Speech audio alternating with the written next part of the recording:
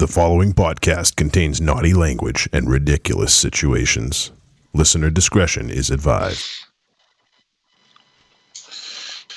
Well, I went out and did something for the very first time, and I had a ball doing it. I'll be talking about that. And also, I'll be talking about one of my favorite subjects of all time. And we'll be doing that. And if you watched Joe Bob's Last Drive-In Show last Friday, or at any time last week, you might have heard Joe Bob talking about how filmmakers should be just continue working. Don't be called an aspiring filmmaker. If you haven't shot anything, that does not make you an aspiring filmmaker. That makes you a filmmaker. And he had this long monologue about filmmaking and what it takes to be a filmmaker, and how much, and the heart that it takes for a person to be a filmmaker. Always strive for your goals. That was his message. And if you haven't seen it, I strongly suggest you do. He talks about it after last week's movie of One Cut of the Dead, and it speaks volumes about his look into filmmaking and filmmakers. And so if you're a filmmaker, if you even haven't shot one scene, if you got something written down on paper, you're still a filmmaker. And that's the lesson that we can all learn. And with that, welcome to Trick or Treat Radio.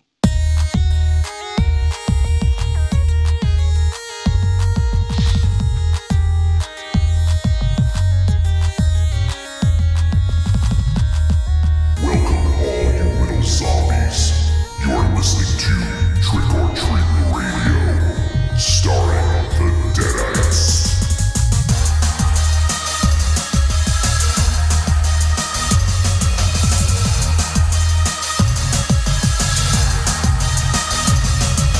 Welcome to episode 408 of Trick or Treat Radio. Trick or Treat Radio is the world's most dangerous podcast. Is recorded in front of an undead studio audience here at Castle Wolfenstein, also at the Lair of Lost Swag within the Raven Chateau, Casa de Zero, and also the Lair of the Gods.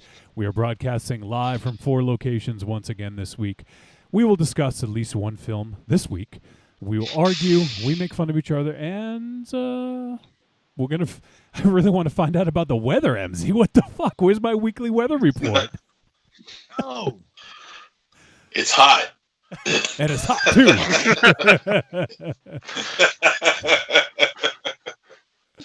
Yeah. Boy, is it hot today.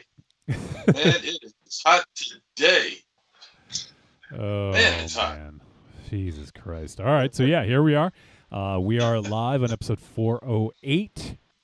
Well, live for those watching live. If you're not watching live, we're not fucking live. We're on tape. And tonight... Wait, tape? Yes. Analog tape.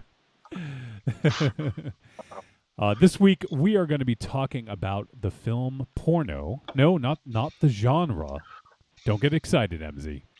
We are talking about the film entitled Porno, produced by Fangoria Films. We'll be talking about that.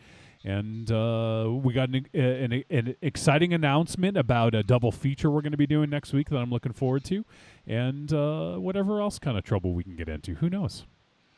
We have no guests this week, so it's we've been on a. Actually, I don't know that we had a stretch, but we've had more guests lately. We may be doing more of that as we kind of get a feel for things, in this new normal, so to speak.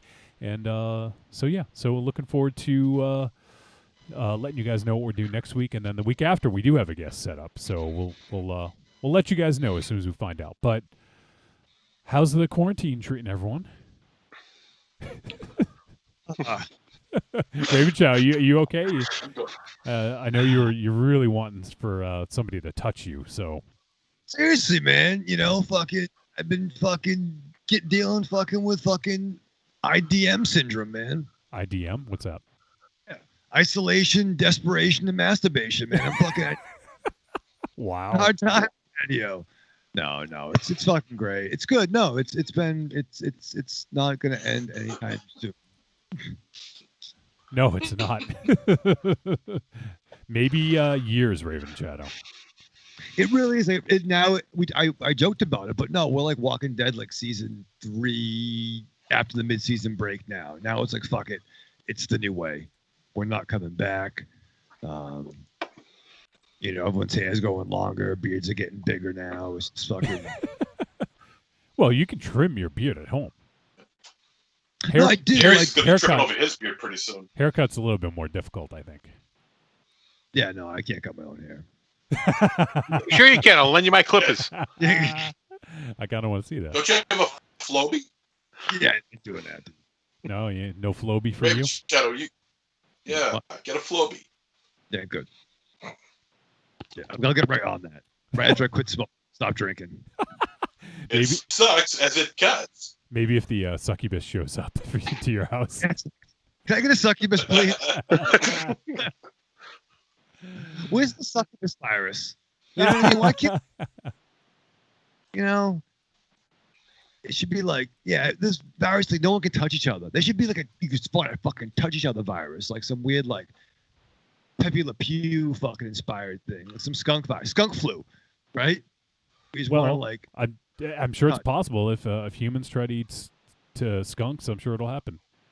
Somebody eat a skunk, MZ. Somebody eat a skunk.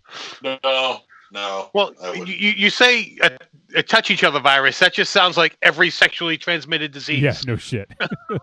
Yeah. No, not that. You just want to like, it's just a weird ecstasy thing. We want to just like party like it's Zion. You know what I mean? Oh, that's the blackout party. Yeah, let's do that. Let's have a fucking Zion virus where you just gotta get sweaty Nice. with techno music. What is Zion? I don't know. It's that fucking part of the Matrix where I fucking tapped that lane. So why would you want to go there? Well, I mean, just as a club, if it was in Rhode Island back in like 1997, like we would go to Zion. Oh Jesus! It's been a long. I'm a lonely Johnny. Is what I'm trying to say. I can tell. Yeah.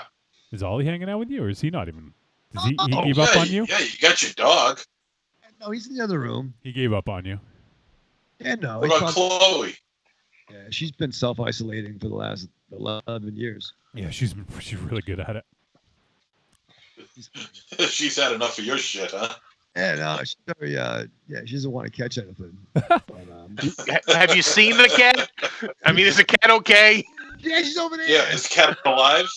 Yeah, she doesn't exactly get taken care of the best, does she? Yeah. She She gets pretty ignored. Listen. That's why whenever I'm over at your place, dude, and I go over and I see Chloe and she's instantly meow meow meow. So I pet her and everything like that, and it's like the most amount of attention she's had in like years. She's putting on an act because she knows how. Okay, she's like salacious. She knows how. Yelling at me, judgment, and then when people call her, she's like, "Oh yeah," but no, you try to touch her, she runs away. She's a very pretty girl. She's a nice cat, but Yeah. Well, take care of the hair. Yeah, you got to brush her, man. Yeah, come on. been doing that. No, you haven't. The only hair you've been brushing is your own. That's fair. Well, he is right about that. One thing I wanted to talk about before we get too far gone here. Today, on May 21st, 2020, Raven Shadow, you know what happened 40 years ago today? I do, Johnny. Do you want me to say it? Yeah, why don't you tell the folks? Oh, yeah. It's the day that Empire Strikes Back premiered in the theaters. Yeah, what a man! I can't believe that movie's fucking 40 years old. I can't believe It still looks good.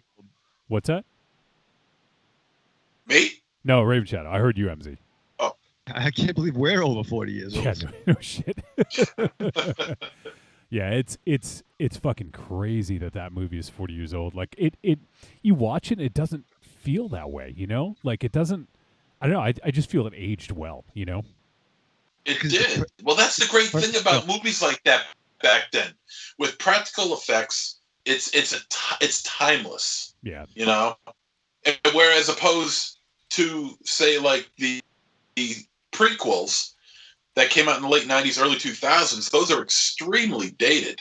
And it's because of the effects. and it just looks awful. You know what's funny, MZ? I actually just learned this by watching the Mandalorian behind the scenes documentary. But the Star Wars film with the most miniature work was Phantom Menace. Out of all of the Star Wars films, that's the one that had the most miniature work. Really? Yeah. Really? Yep. All that pod racing That's actually, stuff. Pod racing scene, was a big one. Yeah. I guess that would be true. Sure. I never thought about it, but I guess It's mostly like the Gungans and other stuff like that where a lot of CG comes into play, but yeah, I was actually surprised to hear that. I haven't seen the prequels in a while. And it does definitely have that kind of look to it, whereas Empire is timeless. So it's my then again, at the same time, I can understand that too, because even though you had the success of Star Wars, and because of that, they were able to get bigger budgets for Empire and Jedi. They were still really pressed for time and trying to get everything that they got crammed into those movies. So the miniatures in those movies, while they're, their practical effects in there were really the only effects that they had at that time.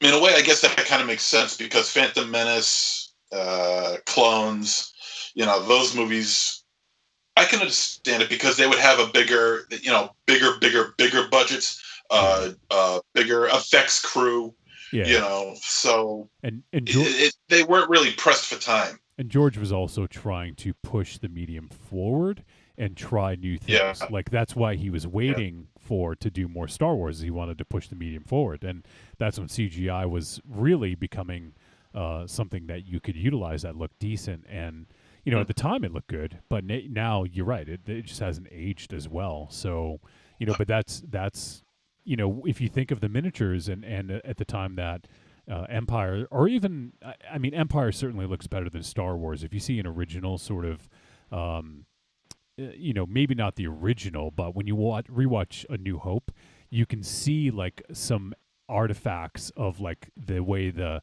like X-Wings or TIE fighters move. You can see some of that weirdness of them moving around in space, But I think that they were able to take care of a lot of that in the squares as they're flying. Yeah, exactly. Yep. So I feel like they were able to take care of that a little bit better for Empire. And that one, it holds up. It's incredible. Well, no matter how good CGI looks, I'll still take miniatures any day. Yeah. Any given day. Yeah, I would totally agree with that. Go ahead, Raymond Shadow. But not only does the effects, the special effects and the miniatures hold up, but the fucking story holds up. Oh yeah. You know what I mean? This ain't this is moving the story forward. And it does everything bigger and better. The characters, are probably their most iconic forms. You get, you lead off in an adventure, and mysteries abound. Who was the bounty hunter in Ord Mantell? You know what I mean? And there's just so much backstory. And, Luke being straight up gangsta, facing Vader, wearing fucking big boy pants, saber and gun. You know what I mean? Yeah. Stuff. No, that, but it also ends. It has a downbeat ending, which is unheard of at the time. Yep. That's a ballsy move by Lucas to have just a downbeat ending for for what turned into a very popular franchise. Raven Shadow's been. It wasn't a franchise at the time, but Raven Shadow's been having a lot of downbeat and upbeat endings lately. Empire Jedi.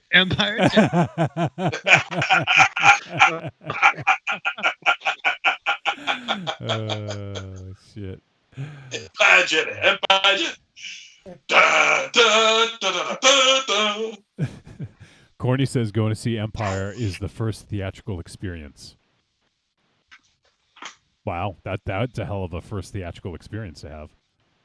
Really? Wow, dude. Yeah, that's so. Yeah, just worth mentioning. Obviously, MZ notwithstanding, I think MZ's thoughts about Star Wars notwithstanding, I think we're all pretty big fans of that film, at least. It's my favorite. Oh, yeah. Favorite of all time? It is. Favorite movie of all time. Yeah. All right. It's definitely the best in the series. It's the best thing ever. Best thing. It's the best ever. It's yeah. So yeah. So happy birthday to Empire Strikes Back. Let's see what else. What else we got going? I guess we're on Star Wars. I don't want to spend too much more time on Star Wars. I do a podcast a week about it, so I don't want to infect this one, especially because I know MZ's eyes are gonna glaze over. But Ravenchild, you're a big fan of Timothy Oliphant, aren't you? I love the Oliphant, and I love him so much. I still think if he was younger, he'd have been the Jesse Custer, 10 years ago. Okay, yeah. He'd have been ideal for the preacher. The preacher. The Elephant Man. The Oliphant as the preacher. So, but anyways, he was announced as part of the season 2 cast of The Mandalorian. Yeah. So he should be cast in everything. Every season 2 he should be in. I don't care what the show is. Every show season. Well, I wonder if he's going to show up in What We Do in the Shadows season 2. I fucking hope so. I'm gonna watch that shit. I did watch a program, Johnny. What program did you see? And I'm kind of excited about it. And maybe because I was, taking medicine, prescriptions. But I watched the Stargirl debuted on the CW. Oh, okay, yeah. And I gotta say, like, it's a CW show, okay? But Stargirl, you're familiar with the character. If you're a fan of the Justice Society, JSA, Infinity Incorporated, the Starman legacy, it has a lot of high spots. It's Courtney Whitmore, based on the DC Comics character. The pilot is written by Jeff Johns. There's Nice. lots of nods to the Gold Age. Even like when they move, it's like action moving, and the company has the Action Comics logo on it. But it once again, if you are a fan of the Starman legacy and it omits a couple of key Starman related characters, Yeah. but still, it's kind of some important ones. But it does keep it real. And once again, I was marking out for some nerd shit. Like probably like me, Noah, and like Mars would know this fucking deep dives. But Owen Wilson is in it. He plays Stripesy, the only guy that's been older than the heroes that he sidekicks for. Mhm. Once again, this ain't Daredevil. It's not The Boys. It's a CW show, but it's a good CW show, and it's almost fucking Solomon Grundy. I mean, it's fucking crazy. I ain't gonna put the fucking cape before the cosmic rod, but it had a little Smallville like vibe to it. You know what I mean? And they don't call it the cosmic rod; it's the cosmic staff. But still, it's fun though. It's a good pilot. I'm intrigued, and I'm not angry and upset that 2 characters aren't involved yet. Well, it's just the pilot, right? So It was the pilot. do you think? But it had- Do you think that? You think Jack's going to show up? I don't know, but I mean they did some deep dives. There was a character. There's a different character named Starman. That wasn't his name in the books, but he could have been, and they mentioned that in the James Robinson run. And in fact, one of the producers was James Dale Robinson. So I don't know if he added a middle name to it. So I'm intrigued. Who created Jack Knight? Yeah. But no, if you're a big Sylvester Pemberton mark, and once again, maybe me and Noah are the only ones. It was fun. I will check out episode 2. And I think you would dig it, Johnny. I mean, it's not hardcore, but it's fun. It's not hardcore. Yeah. And later we're talking about the film Porno. Candle wax on the nipple, but Yeah. it should be. But no, she's cute and spunky, and the character's based on Jeff John's dead sister who died in a plane crash.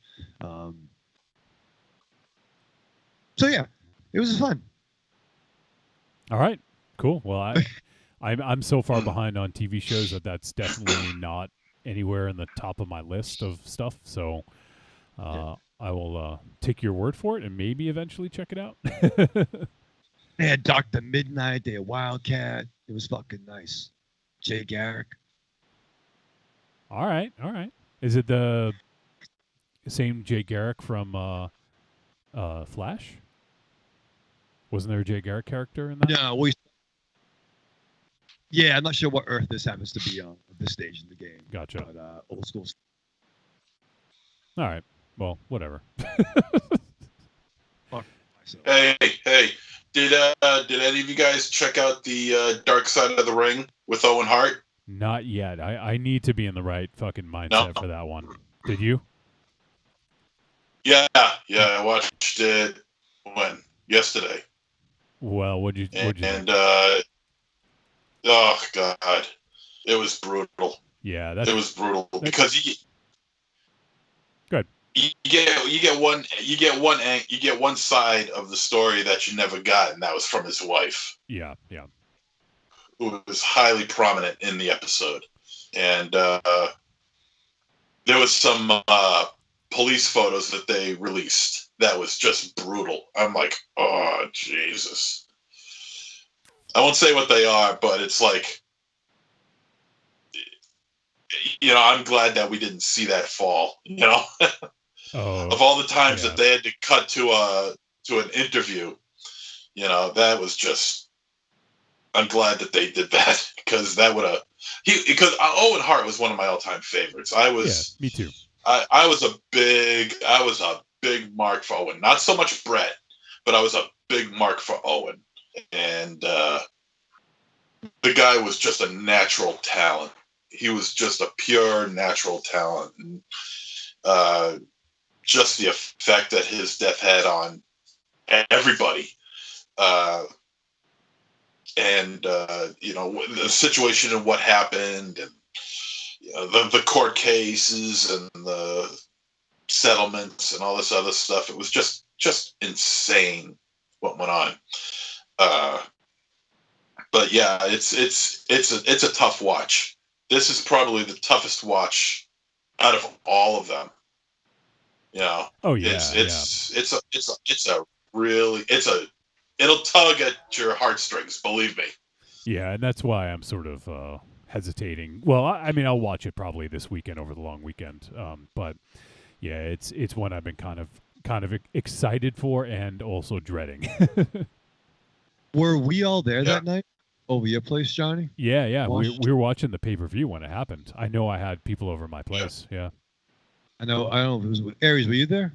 I was not there. All right. MZ, you were there, right?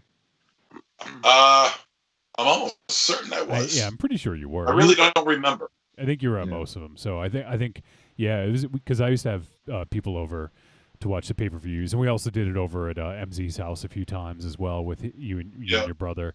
I remember that because they cut away, and then they cut. It was supposed to be the match, and they cut to was it JR? And he just said, folks, he was just real somber. We just had an accident. Owen Hart's being rushed to the hospital. And it was like, fuck. I remember a line where he's like, I know in wrestling there are storylines and angles. I assure you this is not an angle, or something along those lines where he's like, yeah, this is a fucking thing right now. Yeah. It focused on the ceiling or something, but we were all like, because he came out and did that awesome fucking Blue Blazer fucking promo. Yeah. We were all over. And I think he may have did NCW that day. So we were like, oh, it's a superhero with Deborah McMichael. And we laughed, and then something changed in the broadcast. Yeah, definitely. It was fucked up.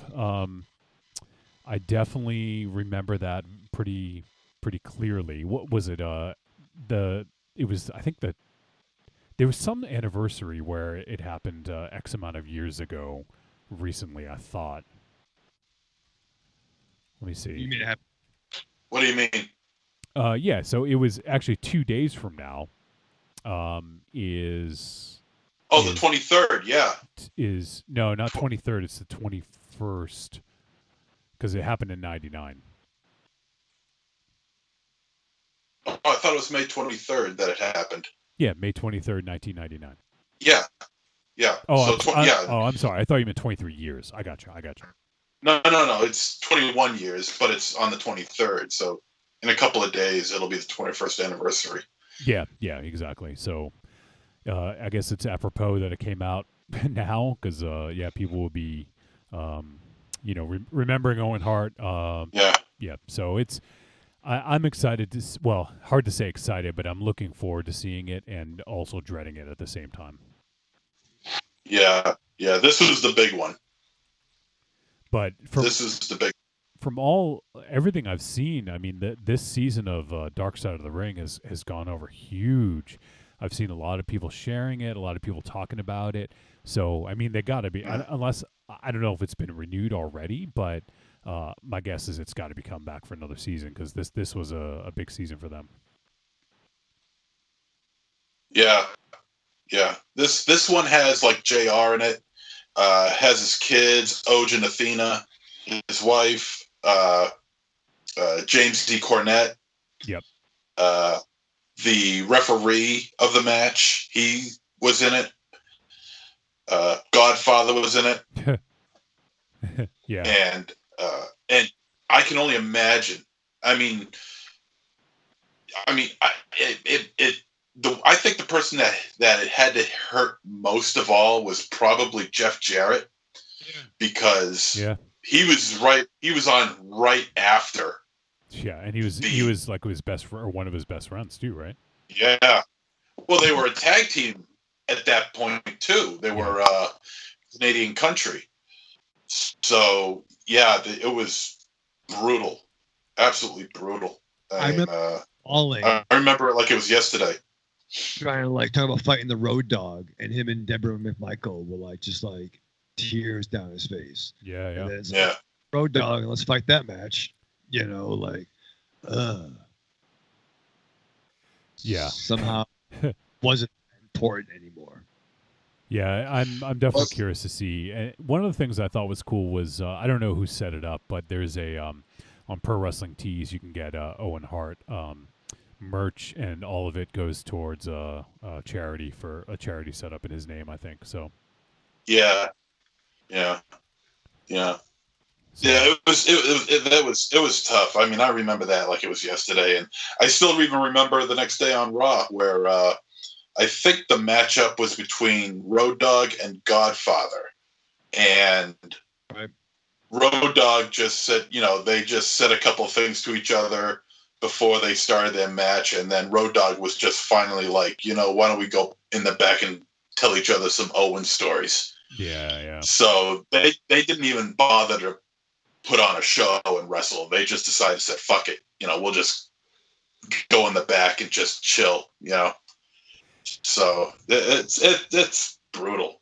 Jesus, I mean, I think about it, I'm choked up over it because he was just so good. Yeah, he was such a good performer. And the worst thing is that he was. I remember this too because I was reading up on it in the magazines months later. But that Owen was contemplating retiring. Yep. That he was like legit going to retire like 2 or 3 years down the road. So there's that. Yeah. So there is a Pro Wrestling Tees. If you just go to their ProWrestlingTees.com on the front page, right there's a few shirts, and it says all profits donated to the Owen Hart Foundation. So it's the merchandise is owned by Dark Side of the Ring, so they set it up with in concert with Martha. So it's cool to see that. At least that it's gonna go to a good cause, and also it's the first time you can buy Owen Hart T-shirts in 20 years, I believe, or over 20 years. Wow. So anyone who's a fan of the Black Heart, the shirt design isn't bad. I think it is kind of like the Black Heart. It says "In Our Hearts Forever," but it's kind of like the Black Heart design a little bit. Nice. So yeah, it's cool. So if you guys are fans, you want to check it out, you can check it out there.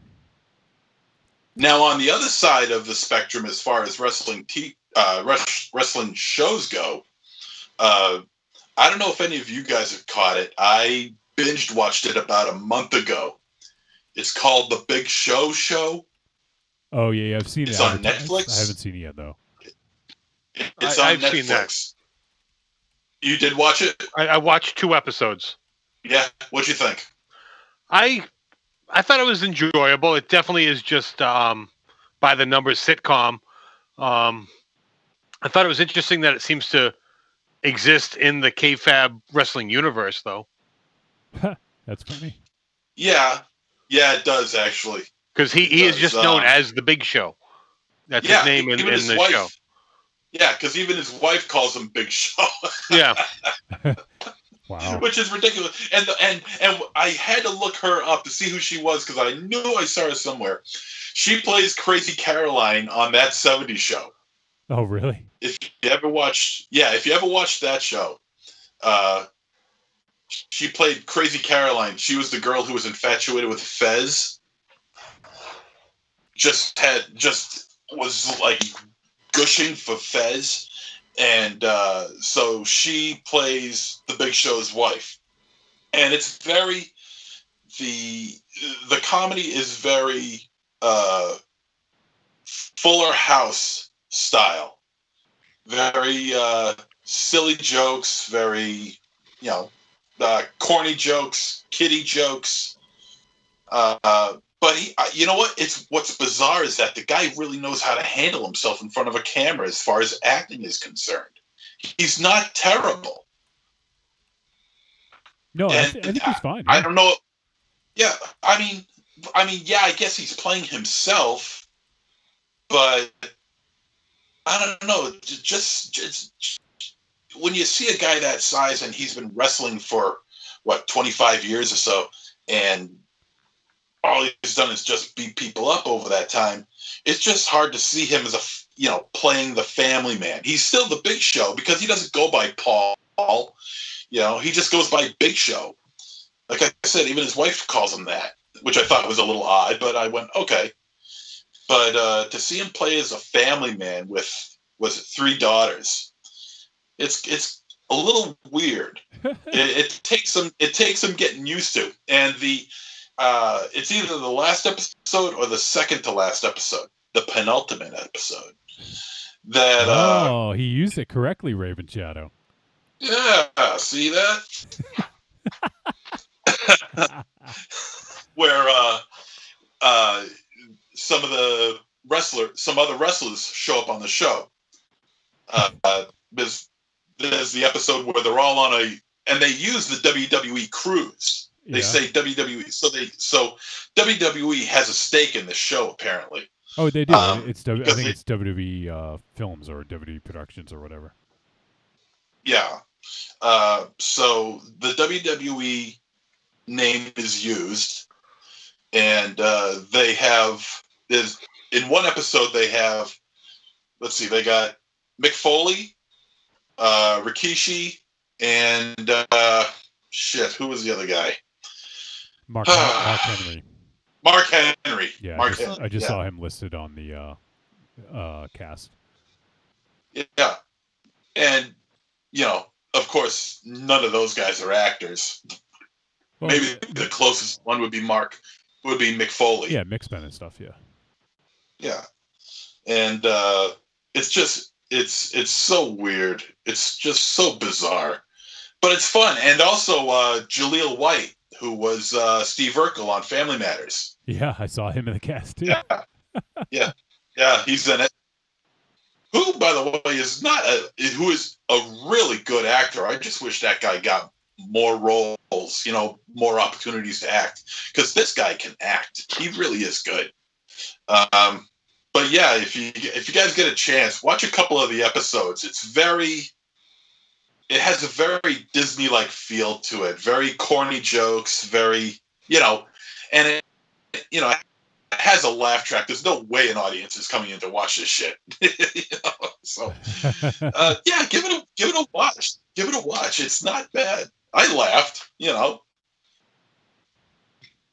Yeah, give it I a watch. laugh. Yeah. It's the I boss. can laugh. Oh man. Now, also, not to usurp my time, but I went out and did something yesterday that I've never done before. And what was that? I finally went out shooting. You went what?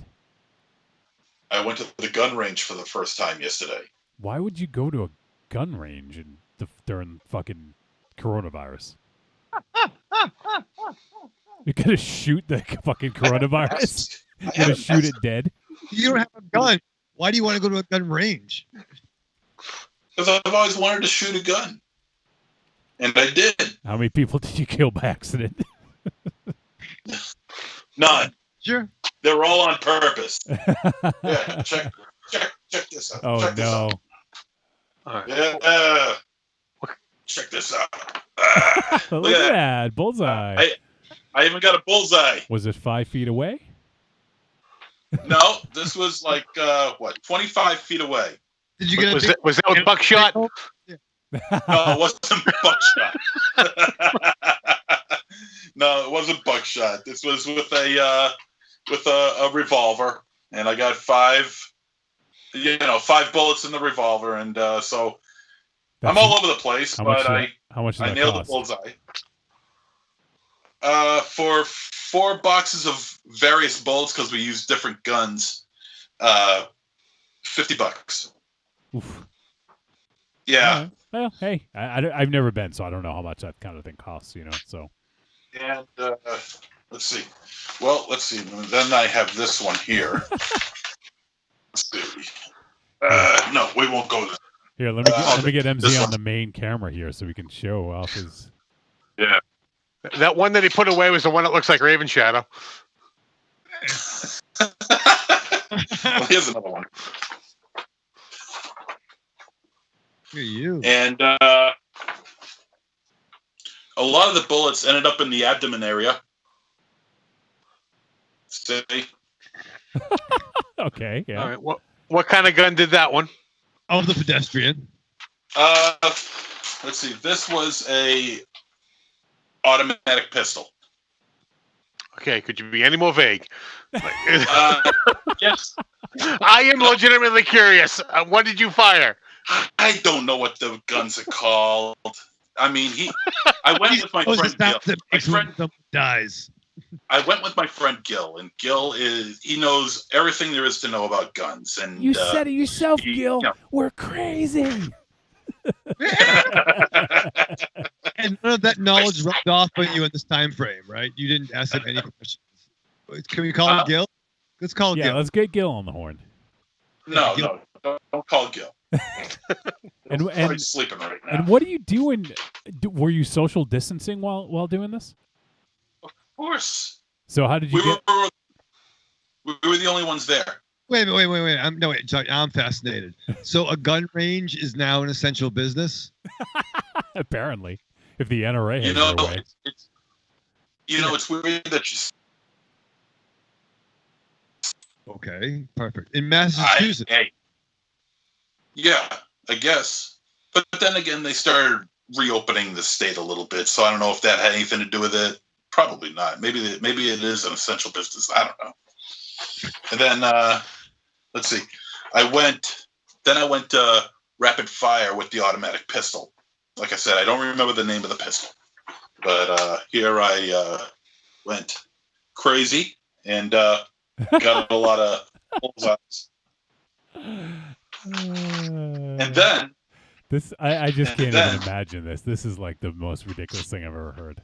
I wish we had video of Yeah, this. why didn't Gil shoot some fucking video, go live on this shit Yeah, you fucking take pictures in fucking the fucking toilet in paper Walmart? aisle. Yeah, You know, but you couldn't have yourself Hey, holding the hey. gun.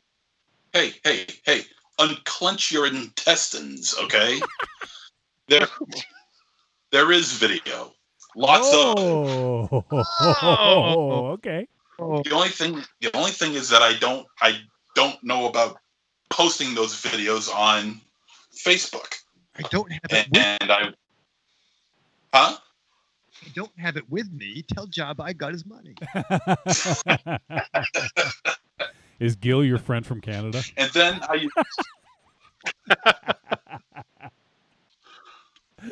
I used, and that was also at 35 feet. And then, oh no, that was at 100 feet. Wow. That was at 100 feet.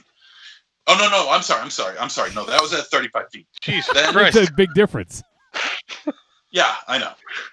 And then I used a semi-automatic rifle, and I'm hitting metal targets, iron targets. Metal You know, targets. and yeah. You're gonna shoot your It's- fucking eye it's- out. It's gonna come back and hit you. What is this? A Christmas story? Yes. No, that's why. No, because they're out 100 feet, 200 feet. We Okay. did 100 feet, and then we did 200 feet, and I was ping, ping, ping, ping, ping, ping. I was hitting them all left and right Were you shooting? because there's Were you shooting any cans? Yeah, you doing trick shots under the legs, behind the No. back. and he's got these 3 targets hanging off of chains, off of this Body wooden chains. frame. Like Cenobites? There's like this 10-inch round plate. There's like a 8-inch plate or a 7-inch plate, and then there's this tiny little 4-inch plate. There's a coffee And mug. at And 200 did feet, for? I'm pinging all of them. So it's like, shit, I think I found my gun of choice, the semi-automatic rifle, because I was just pinging them off left and right. Did you keep any of the shells? Can we deduce that Yeah. way what you No. fired? No, It's not. Our old friend Nicholas is watching. He says Red Dead DC-10. That's a fucking awesome name, Red Dead DC-10. yeah, very good, very good. So And then he asked if you Yeah, used, it was- he asked if you used a bazooka on a camper. no bazookas are allowed, but it was fun. It was fun. So did you and Gil ride together, or did you take separate cars? We took separate cars. Okay, that's good social distancing. I'm proud of you. Thank you. Did And, you have? and by the sounds of it, it was outside. It was outside. Yeah, outdoors. Did you get a lesson first, or did they just hand you the guns? Oh, sure. Okay. Yeah. Here Oh, you This go. no, is no. the dangerous end. Yeah, You know. knock yourself out, kid. No. He gave me a little. He gave me some lessons before, with each gun beforehand. So Which lesson? yeah, and there's a lot to know about these things. It's Just that you can laugh all statement you alone. want. There's a lot to know about these things. Yeah, they're fucking No, dangerous. yes, they are. And believe me, I did my best to keep within the guidelines, not to do anything stupid, and just trying to remembering what he says. That's definitely a victory for you. Not doing anything stupid. Now, did you load your own weapons? Yes. Oh, good. So you'll be useful in the zombie apocalypse. Yeah, Good. I was just I thinking this. will. It does sound like you might be useful here. Yeah. See, I'm not so stupid after all, huh? Red Dead DC-10. And so yeah, it was a good time, and I'll put some. I'll message you guys a couple of the videos. Okay. All I right. mean, that's premium content right there. Yeah, premium content, man. I haven't looked at all the videos, but there's like maybe 9 or 10 videos. So Nice. it was fun. It was fun. Now, all this time before all this, I was thinking about getting my license and things like that, and I mean, and now that after I've done it, I'm not so sure if I want to get my license. I think maybe, just on occasion, I'd like to go out and do this, but I don't want to invest money into this where I feel like I have to keep doing it to justify the cost. So Just don't donate any money to the NRA, okay? Promise us that. oh, don't worry about that. Don't worry about that. I'm not. Trust me, I'm not. If you think I'm going to turn into one of those people, you can forget it. Forget it. One of those people. Yeah. Marion wants to know. So bad. Marion wants to know what caliber. Do you know what caliber? Oh God. No. All right, that's fine. Because I, at that point I was just taking in the information on how to be safe. You know, the information of what kind of rounds they were. Just it wasn't registering because I was too busy just trying to learn how to be safe. Good for you, man. Good for you. Got to be safe. Yep. I don't know. You also did mention Joe Bob at the top of the show in the intro there. What films did he? I didn't watch this week, but what films did he do this week? He did Troma's War, and then One Cut of the Dead. Oh, cool. How was? And Troma's War, he had Lloyd and his wife Pat on. Okay. Nice. And yeah, and then he showed One Cut of the Dead, and that movie's amazing. he must have had some good little information for that one, I would imagine. For One Cut of the Dead, Yeah. No, not really. No, not okay. really. No, surprisingly, no. I mean, he dropped a little bit of as far as numbers, how much it cost to make, to how much money it made, and there's a possible American remake. Yeah, it's so, only a matter of time for that. Yeah. I mean, I think we as a horror community, I think we're all kind of burnt out on zombie films, and we have been for quite a number of years. But One Cut of the Dead kind of opened our eyes to realize that there's actually something that could be done differently in that genre. Who knew? And it's really good too. Not only is it different, but it's different and good. Yeah, no, for sure. Nicholas posted a photo up on the Trick or Treat Radio group, Red Dead DC-10. It's I think it's I'm pretty sure it's a Chuck Norris picture with your face photoshopped on it, holding two Uzis with the American flag in the background. Nice. Very good. I can't wait to see it. It's good, Nick. All right, so we should start to wind things down here. I feel like that was a very MZ intensive intro. Does anyone else have anything else they wanted to say? Besides Raven Shadow wanting someone to touch him? Seriously. Oh, Corny asked you a question, Raven Shadow. I meant to get to this. He said, did Raven Shadow watch John Wick 3 yet? I'm fucking trying, buddy. No, I'm gonna. You're crying or trying? I'm fucking trying, dude. I'm gonna watch this weekend. Just watch it. It's a long weekend. You got Monday off, right? I do. I got some things I gotta do. Yeah, gotta do the lawn. Gotta call mom to pick up my pot.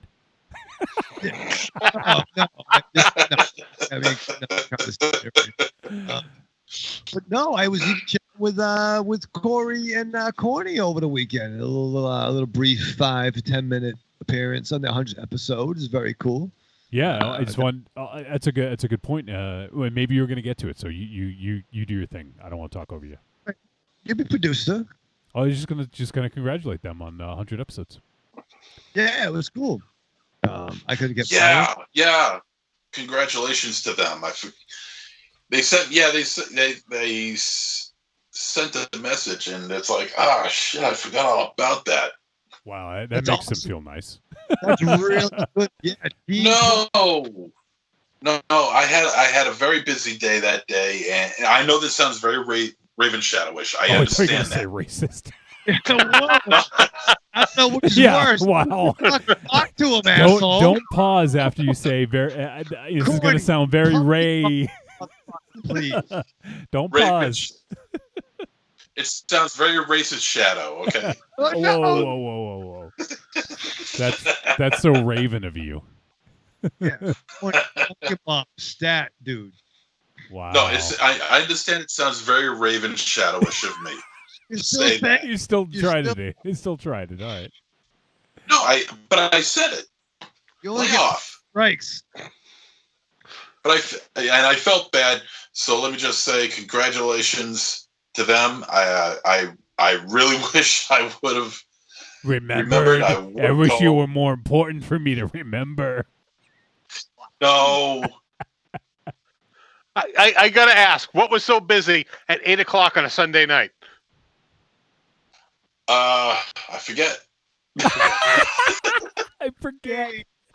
Yeah, you were really busy. What? Yeah, Corny just said I did too. I thought he was going to say racist. That's so Ray. ... Jesus Christ. People who annoy you. Yeah. Yeah. People who annoy you. Well, I know it, but I don't think I should say it. Wow. I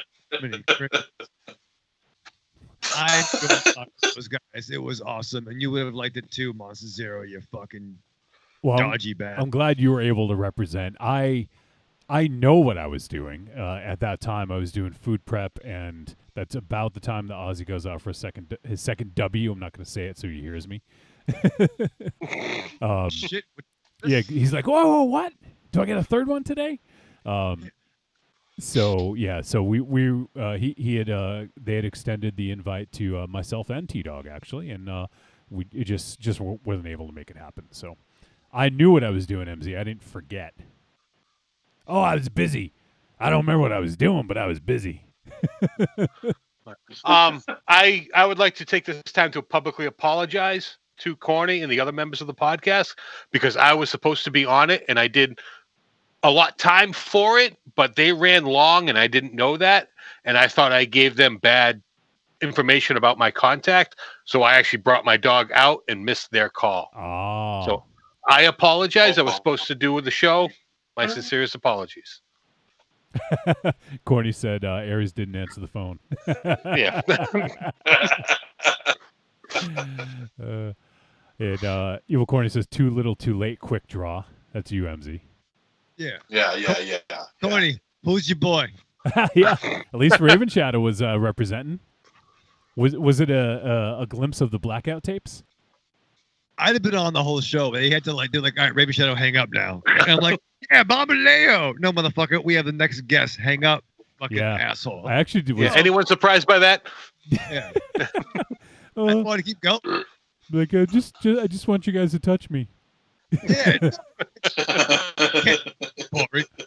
I did talk about him touching me. I'm like, yo, I'm coming down there. Fucking put some ink on me, dude. Make me colorful. All right. Well, I'm glad we got a chance to bring that up. So thank you for representing Raven Shadow. You're a gentleman and a scholar. No, he's not. Scholar what? I have no fucking idea, but Evil Corny says Raven Shadow is my brother. Word. There you go. All right, so let's kind of wind this down here. We want to start talking about this flick soon. So if you guys want to help support the show, I know times can be times are tough right now for a lot of folks. So if you ain't got the money, don't worry about it. We'll be around for a while. Is my guess. You never know.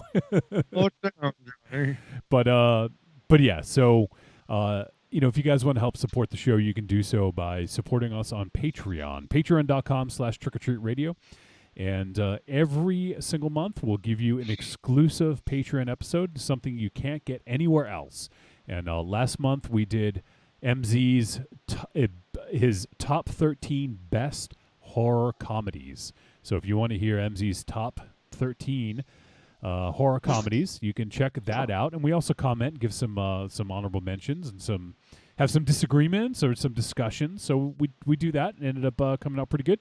So if you guys want to check that out, check out the Patreon, and that is available on the $5 a month tier.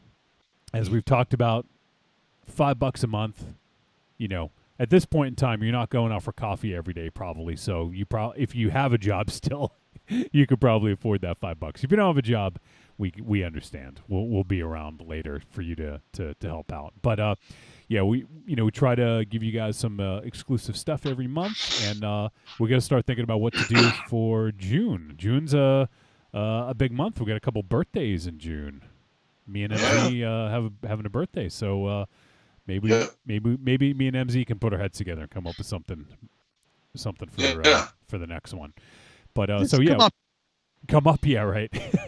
Everything's opening up. It's fine. Yeah, it's everything's fine. opening up. Just because they open it up doesn't mean it's okay. Yeah. Shit. Use your own discretion. Don't let the government tell you when you can leave your house. That's right. Go to a gun range. Yeah, go to a gun range. Yeah.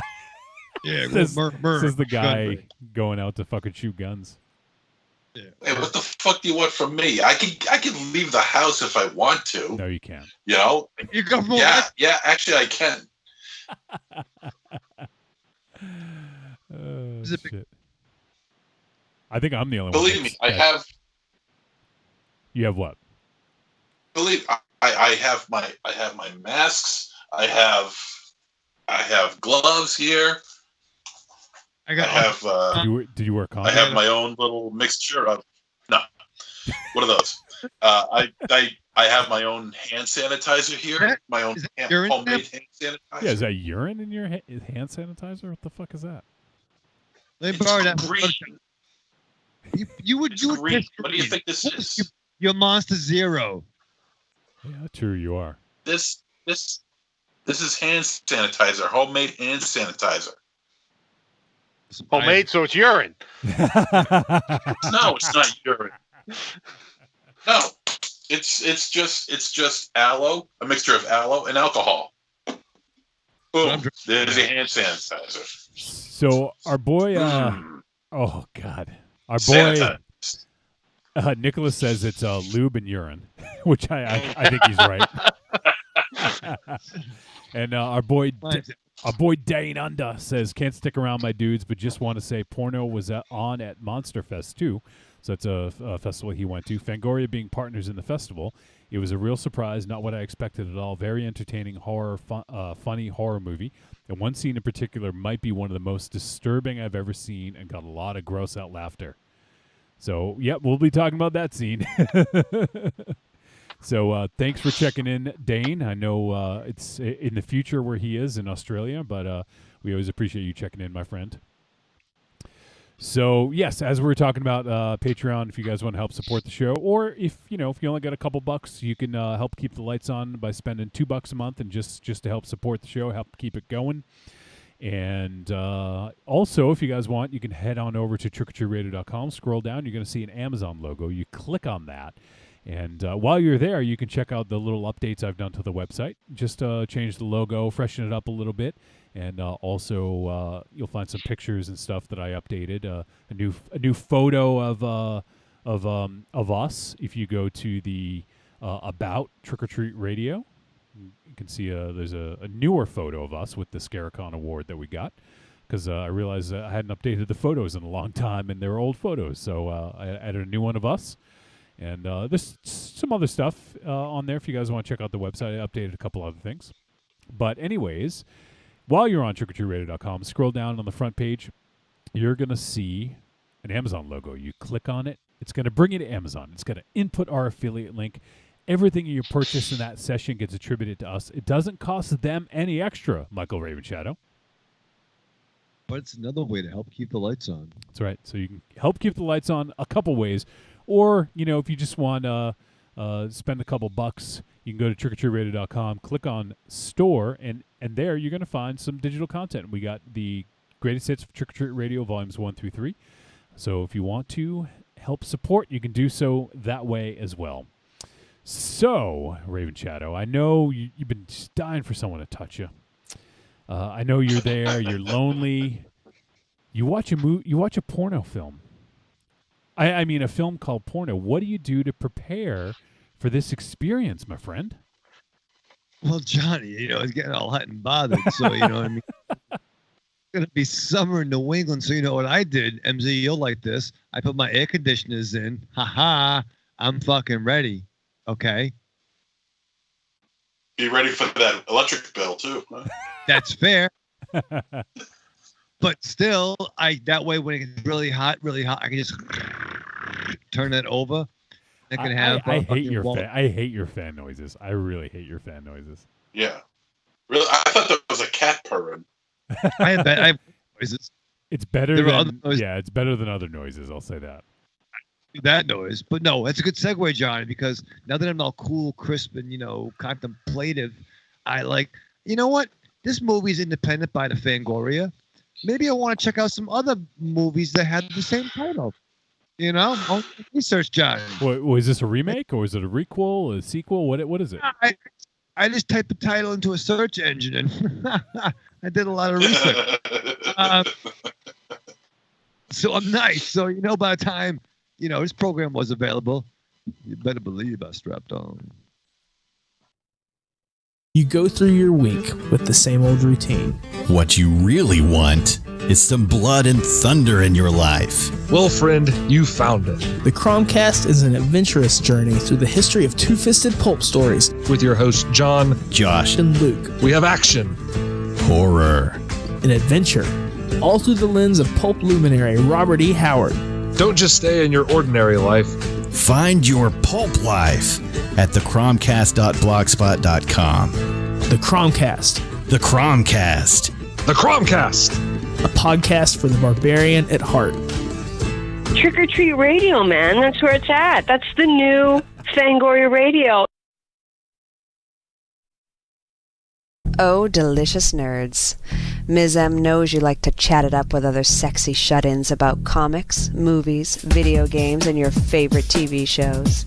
If that sounds like you, cuddle up to the Trick or Treat Radio Facebook group, or the FIB. That stands for Fan Interaction Board. Just go to Facebook and search for Trick or Treat Radio and have more fun than a Jedi at a lightsaber sale. Not enough?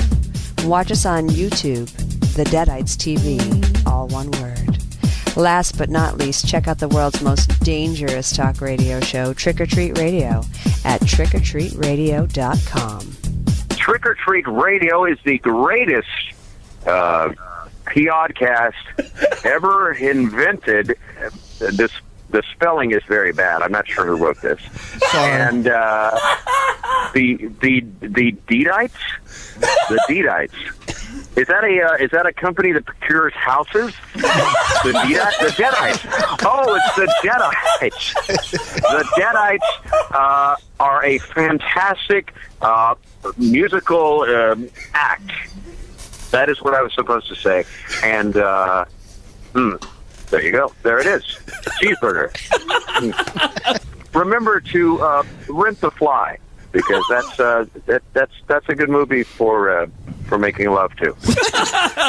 Jeff Goldblum, thank you so much for joining us, and hopefully we can get you on the show again sometime soon.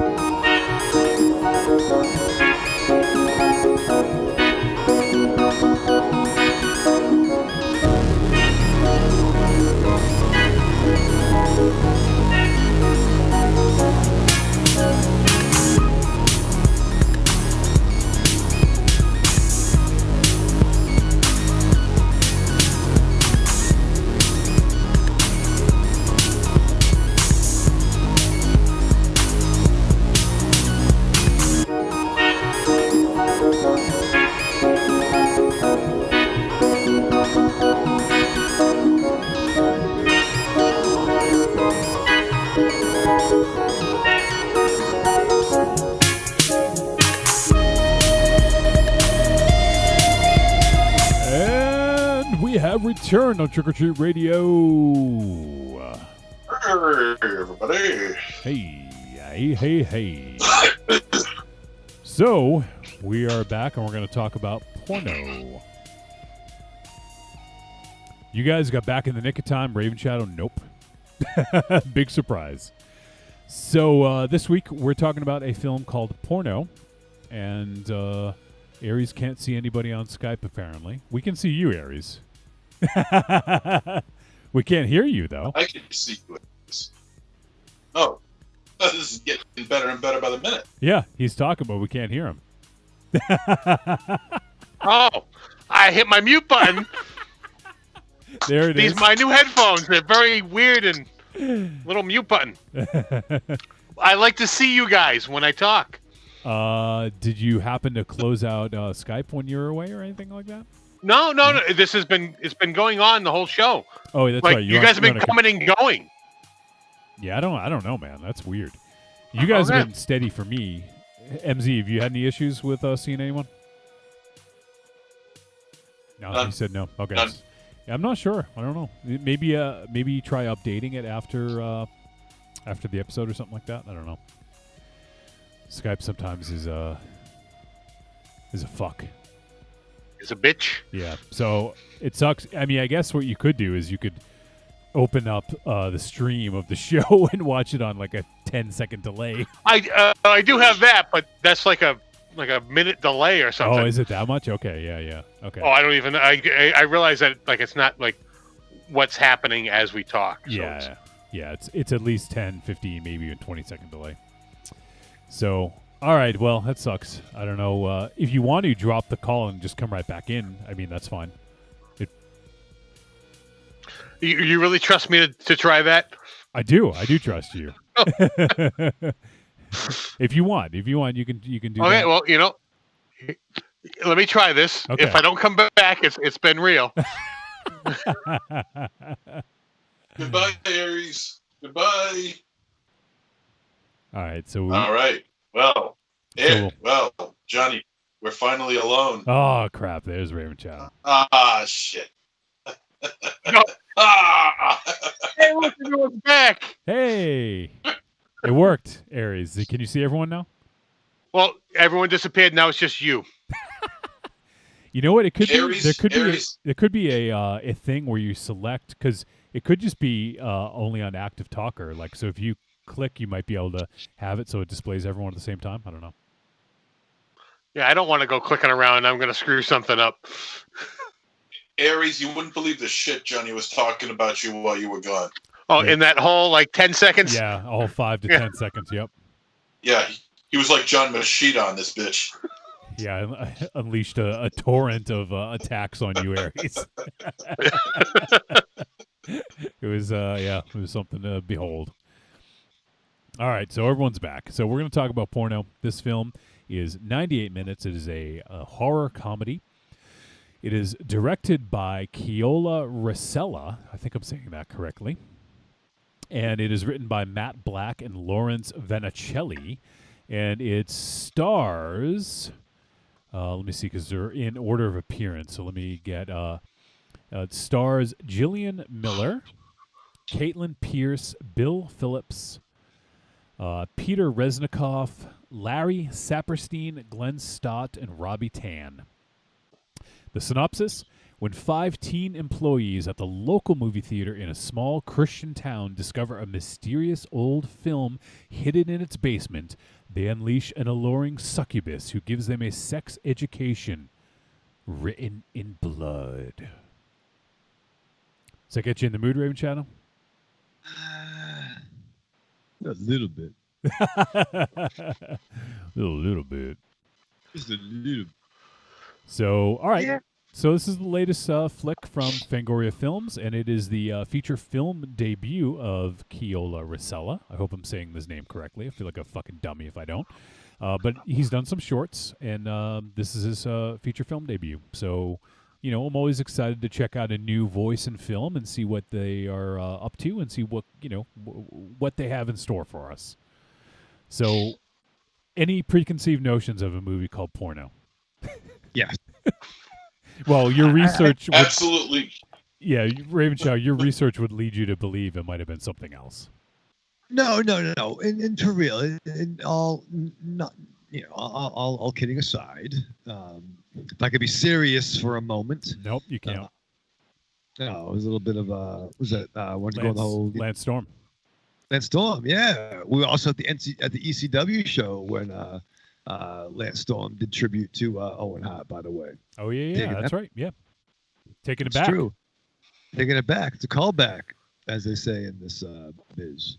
The biz. in the biz. Usually it's not good, right? I mean, like it's kind of like there's the peanut butter and chocolate, the two great tastes that go great together. But I think taking porn out of porn and putting it in something else is like, nah. Why? What are you gonna do that for? You know what I mean? Like it's like decaf. Why? I mean, what? There's Zack and Miri make a porno. I'm sure we've seen other flicks along these lines that try to what? I've never seen this, but zombie strippers or shit like that. Like to me, that's bad. Yeah, right. Or like zombievers. That's probably involves animals. But you know what I mean? That kind of like, I mean, there's no porno mainstream movie with porno in title that's good. And I would say the only exception, MZ, would be Orgasmo. Okay. If you want to call that mainstream. Yeah, I mean, right, maybe not mainstream, but it's by the fucking South Park guys, but. I mean, Zack and Miri made a porno is probably the one to top them up, except for the fact that they couldn't use the word porn in the title. They couldn't? I thought it was called Zack and Miri Make a Porno. No, it was just called Zack and Miri. Depending on where it was advertised is what the title was. Yeah.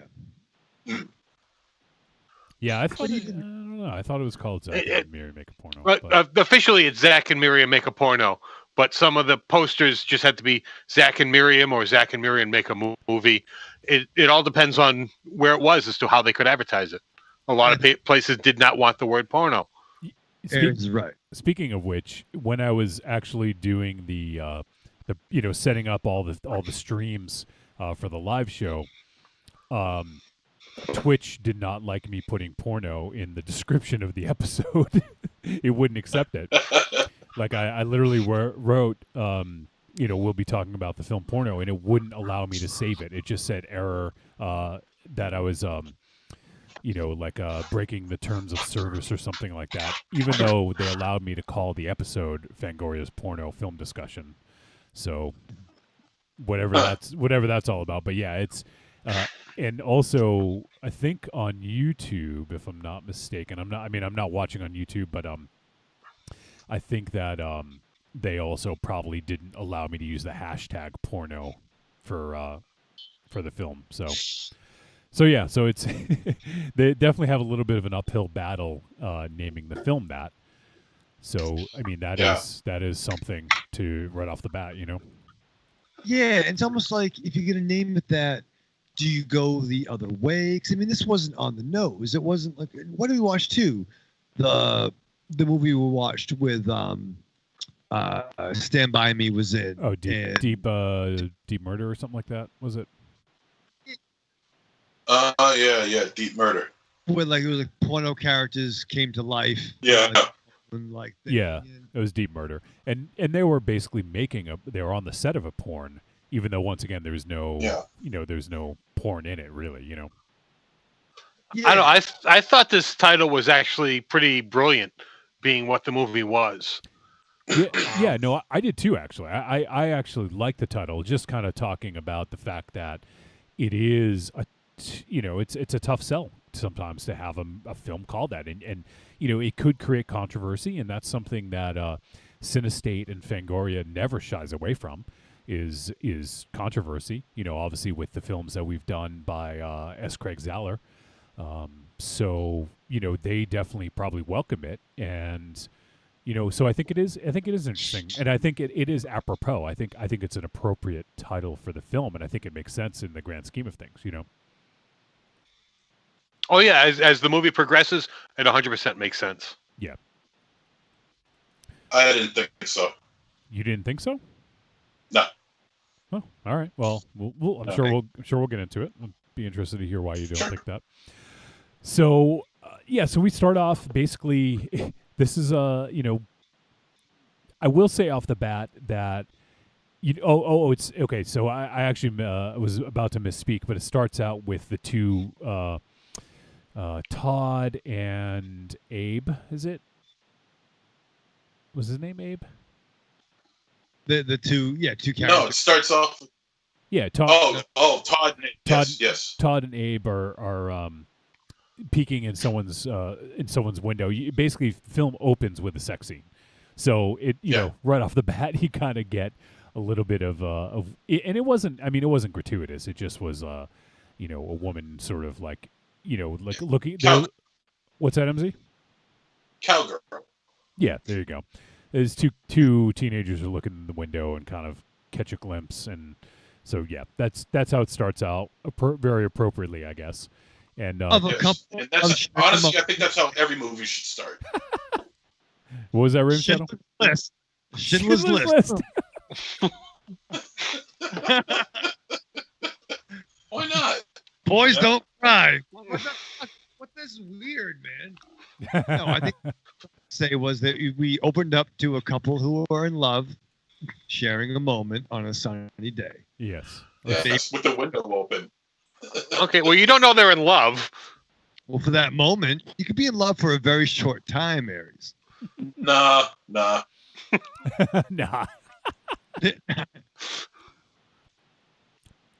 We'll go with it. Anyway, that's what happened. The end. Yep.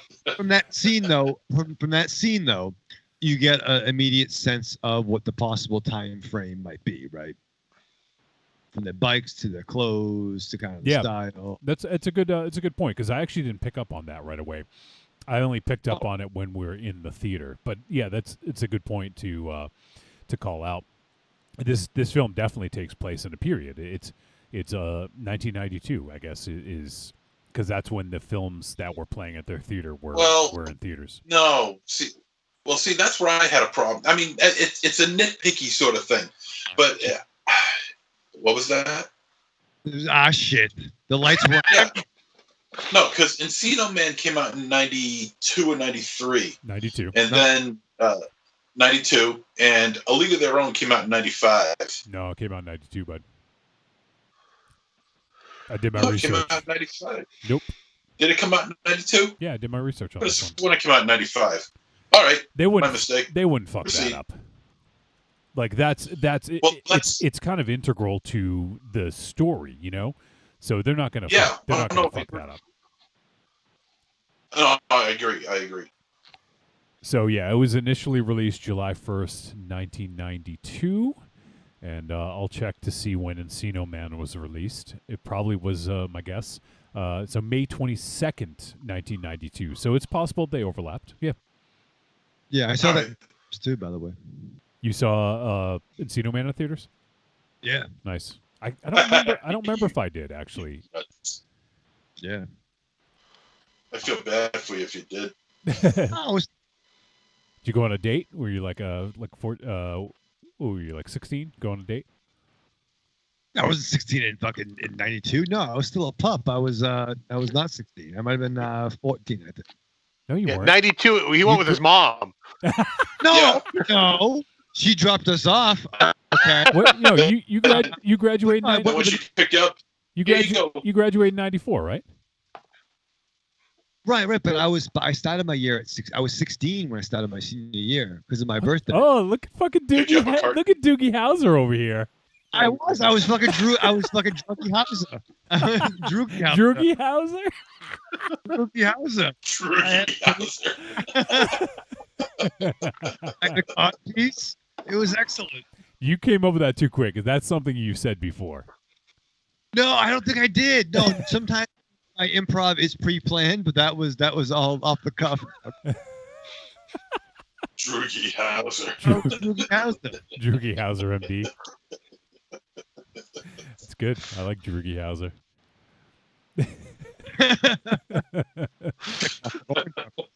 Is it someone who's like a 15-year-old into the old ultra violence? Is that what that is? And the old in out, which is a good apropos for this. Yeah, exactly. I Durango. And then when Mom picked you up from the theater, she also had a carton of cigarettes waiting for you. No, I didn't smoke back then. I didn't smoke. Because he hadn't met me yet. Yeah. Right? I knew who you were. I was scared of you.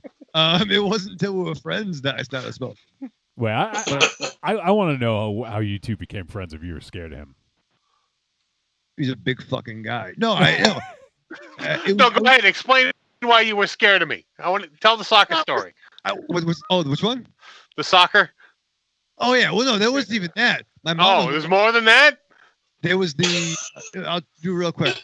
So yeah, so I was on Aries soccer team. I think might have been like 9, and he was 26. No, he was a power forward, and he had these all his shin pads had like anarchy symbols on them, Sex Pistols, and I'm like, he has sex on his shin pads. You can't have sex. And he would just kick the ball like literally like to quote Rocky, like Zeus summoning the Kraken, and it would fly across the field, and kids would run out of the way, and he would get goals, and I would just run close to him, pretending like, hey, that Bill Dog and Tom and Jerry cartoons. I can't imagine you playing soccer, honestly. Yeah, me neither. Why? I have long legs, and I can stand. Yeah, and you got the wingspan of a condor. I am that condor, so I could you know what I mean? I could do fucking hand gestures, and I'm like, oh, my legs can do shit. You know what I mean? I would my legs can do shit. If you were that tall, dude, if you were really that lanky and tall and everything, you know, your legs are like pipe cleaners. Listen, I'd expect you to be playing goalie, if anything. Yeah, no, because fucking pucks hurt, dude. I'm not worried. Pucks? Was a goalie in soccer? You say pucks? Oh, I thought we would play. I was thinking, I forgot there's 2. Yeah, soccers have goalies too, I guess. Oh, man. I didn't get that far. Imagine seeing. I want to see a remake of Shaolin Soccer with you and Aries. That'd be fun. Instead of Shaolin. Raven Shadow, knock your shit off. Instead of Kung Fu. Stop it. Don't fucking talk over me, MZ. I will destroy you from down here. You strike me down, I'll become more powerful than you can ever imagine. Oh, just hang up on him. Just technical difficulties. Yeah. But then the time that I'll do it real quick so we got a film to discuss. It was a Halloween, and you weren't with us. This is before we actually joined. We formed a team, Aries. But I was with Parallax and I think Provost and Beelzebub in the old Megaton van. And it might have involved some night of someone hit the van with a slingshot. And then we went to a bunch of other kids and we hooked up with you. It was Dennis the Menace. It was something was going on. Well, we ended up getting a crowd to go egg other people. And then it maybe involved us getting pulled over. And throwing our eggs over a bridge. No, that came later. I'm sorry. But no, the first story was, we were going to get a big egg fight. Long story endless. Aries showed up, and there was a kid in school because this kid might have stayed back 5 times, and he was all piss and vinegar that he was going to get the guys that was in the white van. And the minute he found out that Aries was there, he's like, oh, it's cool. It's all good. And he totally stopped and called off all the hounds because Aries was near us that night. So you had to be there. Yeah, I was gonna say that's a great story. Evil Corny wants to know, was Raven Shadow the water boy for the soccer team, Aries? The only reason I know he was part of the team is because he tells me. I have no recollection of him. You know what you should have done, Aries? You should have picked him up by the legs and used him like a cudgel, like a cricket bat to hit the soccer ball. Yeah, field hockey. Yeah. Well, I didn't have facial hair, and my hair was short, and I don't think I even wore glasses back then. I was a little guy. Field hockey. All right. Well, that's a nice story. Thank you for telling me. Yeah, that was great. You fucking prompted it. Yeah, that's my bad. I'm sorry. No, I apologize. I did kind of ask too. So, Dane Under called you Doobie-Hauser. That also works. Also works. That's legal in Massachusetts. Yeah, it is. It is legal. Yeah. All right, so let's get back to this fucking flick. All right, so we have these 5 kids.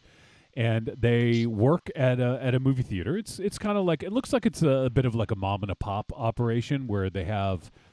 It looked like it was just one screen, but I couldn't tell because the reason I think that is because the owner basically was like, all right, you guys decide what movie to play, you know. So it wasn't the option to play two movies wasn't an option. It was to play one, you know. And so I think they did. You know, I like the characters here. We got Abe, we got Chaz, or AKA Chastity, is her name. We have Todd, Ricky, and Heavy Metal Jeff, who is more like hardcore Jeff. But I love that dude. I like the character. I like the characters. I like how they sort of had their own little things, and as we find out, they all have their own little vices, right? Like that's kind of integral to the plot of the story. And so they're getting ready for work, and Chastity is the new like key holder or assistant manager or whatever, right? So she's just kind of got promoted, and they have a prayer before they open the theater, because it is, as mentioned, it is a Christian town. But I thought that was kind of interesting. Has anyone ever prayed before work?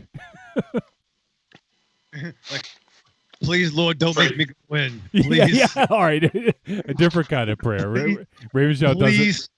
Tomorrow. Raven Shout does it every morning when you do your what you're grateful for in the shower. You also do the prayer for please have a natural disaster so I don't have to go to work. I literally said 1, 2, 3, evil can't touch me 5 times this week. That movie had an impact on you, huh?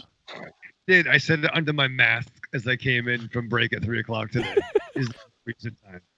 You pray for snow days in the middle of June, don't you? You're like, be some fucking locusts up in this motherfucker. Can I get? And then Raven Shadow remembers that he has to fucking shovel. No, he doesn't. He doesn't shovel. Listen. All right, landlord. So, all right. So yes, they're praying before work. I thought that was.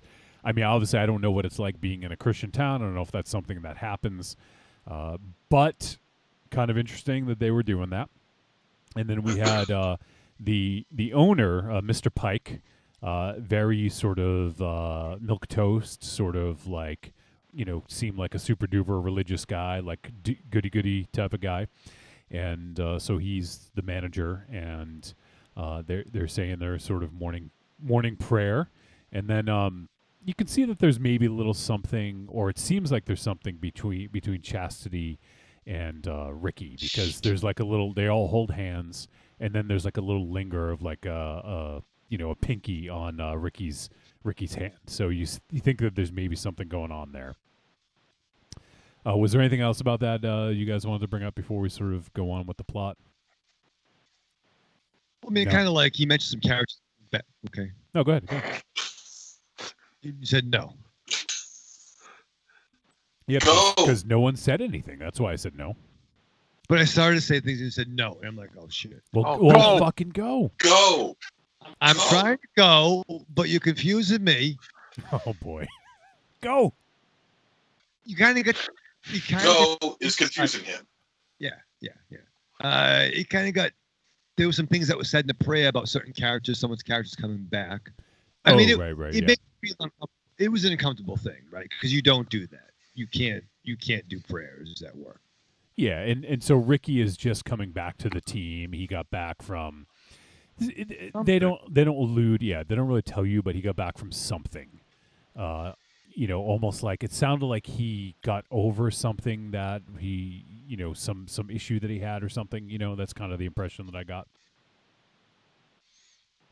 And so as we find out, like each character has sort of like their own vice, and then we cut to Heavy Metal Jeff, who is the projectionist. And I gotta stop here and say that this brought me back. This was nostalgic because, as you guys all know, I used to be a film projectionist, and I fucking loved it. Like, I mean, it was like, I mean, I love my job now, but this was second from that, probably one of my favorite jobs. But getting paid $11 an hour isn't going to cut it, when you get older. So, you kind of have to move on. You can't be a film projectionist for your whole fucking life, But and even now, like, there are no film projectionists. Well, I should let me alter that. There is in some theaters, but for the most part, it's all digital. You just go hit a fucking button. Whereas before, you used to have to build the prints and thread them through the projector, and change bulbs on occasion, and there's a lot to it. Aries, you worked in a theater. Did you ever work the booth? Because of the unions, I wasn't allowed. Oh, right. Technically, I wasn't allowed in there, but I went in a lot to look at everything. Yeah. So I had to get licensed for it and everything like that, and join. Yeah, so I did join the union and all that. So whenever I see an actual film projector, like, I always immediately get nostalgic. So I got to admit, this film had me, because of the nostalgia of it, like, right away. Like, I was like, okay, this is fucking awesome. And it reminded me a little bit of the film Popcorn, MZ. Would you say that there is, just because it took place in a theater for the most part, so that also kind of brought me back. So already this film's got a lot working in its favor for me in terms of the nostalgia aspect of things. And obviously, Aries, you did work in the theater as well, so I'm sure, maybe you had a little bit of that as well. And that, well, actually, because of the theater I worked in, it was a movie theater. Before that, it was a theatrical theater where stage plays were put on. So there were curtains that hid doorways and hidden things. So as this movie progressed, I was like, holy shit, this is my theater. Yeah. Like, there was that aspect of it, I was 100% on board. That whole hidden history to this theater. And I gotta admit, I'm actually a little jealous because I love that theater that you worked at. I don't know if you guys remember this. Raven Shadow would remember, and probably MZ. I don't know if you were around for it, Aries, but there was so we had we started a production company several years ago. This is like 20 years ago now at this point. And we wanted to eventually, it wasn't even close to happening, but we wanted to open up like a location. We wanted to get like have a business, open up a business and have like a storefront. And we wanted it to be that old theater that you worked at because it was actually for sale. And I'm like, holy shit, if we could ever make this happen, that theater is fucking awesome, right? Oh, that was amazing. Yeah. And like, I worked there right up until it pretty much closed. Yeah. So there was all the employees that worked there were like, we need to buy this. Like, we were seriously trying to figure out a way to buy that theater and do something with it because it was such an amazing theater. Do you know if they tore it down? Oh, no. That's the Hanover Theater now. They do legitimate stage plays, and that old chandelier that was in the ceiling that refurbished it. It's a beautiful theater. I've seen a couple of shows there, and it's really weird to go in there because you see what was when it was a theater, because it is just one, it was upstairs screen and the two downstairs. That is all just wide open now. Oh, okay. And you see the pieces. Like, I remember sitting in those seats and staring at a screen there, and now there's like, you're looking down all the way to the floor to what was the screens at the bottom level. Yeah. I had seen all of the, it was the special editions, but when they re-released the Star Wars films, I went to that theater so many times to see them. Like, I can't even remember. I must have seen like A New Hope at least 7 or 8 times at that theater, and I don't remember how many times I saw the other ones, but yeah, that was probably my favorite theater at that time, and Aries had worked there. And so yeah, it just, all this stuff was very nostalgic, and it brought me back. And working as a projectionist for like 3 to 4 years, it just, I love seeing old film, and so it's something that definitely tugs on the heartstrings a little bit for me. It's that nostalgia effect. And not only did they show actual working projectors in this, but, as we'll find out in a bit, there was actually like lost films, like canisters of films that were like buried in that sort of like basement of that basement theater. And kind of like what you talk about, Aries, like, the theater you worked at had, hidden sort of areas like that, where you'd expect to find something like that maybe.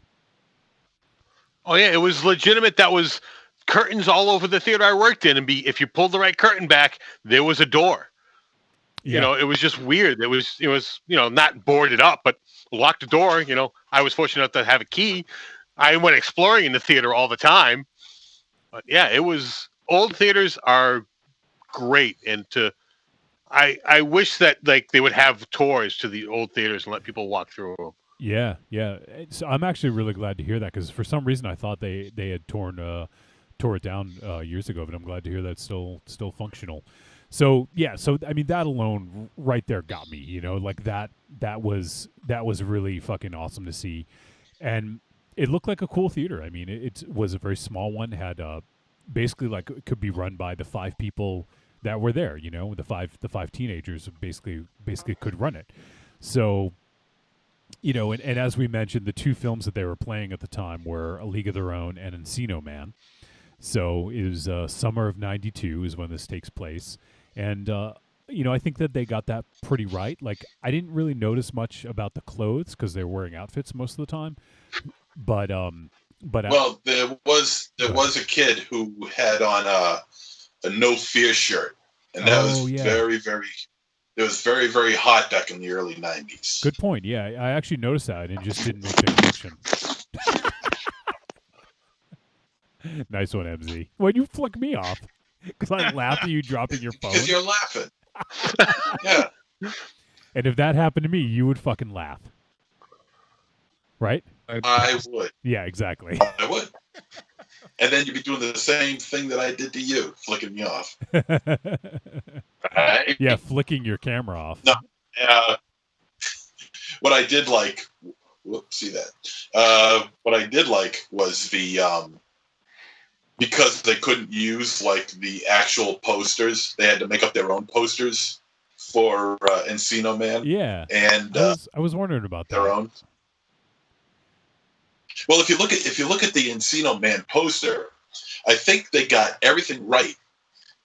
You know, they used everything that the original poster had, but the final caveman, the final evolution of man, which is supposed to be Brendan Fraser.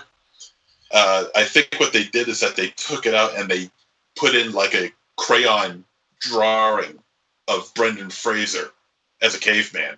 Oh, which I got a good chuckle out of. Yeah, so it basically was, if anyone remembers the poster, it was kind of the theory of evolution, like that poster. And I thought that, yeah, I was actually curious because they looked different. And the League of Their Own one, I hadn't seen a poster that looked like that. At least I didn't remember it. So I was curious about that. So I'm glad. Yeah. Yeah, that was just a total fabrication on their end. Yeah, but it still was. Or at least it looked it. It still was cool. But like, I got the point across. Yeah, and I wonder if the writers, like, I wonder if this was like partially autobiographical in terms of, like, you know, I wonder if one of them worked at a theater at this time or something like that, because it seems like an odd choice to pick. Well, I guess it's not that odd, but you know, it's a time before the internet, which I think is the important part here.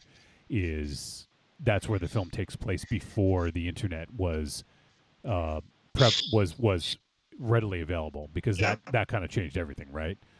And also too, go ahead, Raven Shadow. Those were safe movies too. I mean, if this was in like, where the Mormons live, like Utah, right? So I think in like Utah, like, you know, I think even probably Encino Man is probably a little bit outrageous because of the Pauly Shore. You know what I mean? So they were safe movies. It wasn't like, you know, fucking what was 92. They were shown. You know, it came out earlier, but still, you know what I mean? Hard Target. Yeah. Wolford Brimley, Asian sensation. Yeah, Sister Act, Aladdin, Reservoir Dogs, Wayne's World, A Few Good Men, Unforgiven, Scent of a Woman, Bodyguard, Dracula, Batman Returns, Last of the Mohicans. Yeah. There you go. Yeah, you can't have that in Utah. Or Candyman. Also came out in 92. You can't have that in Utah either. My cousin Vinny. Utah.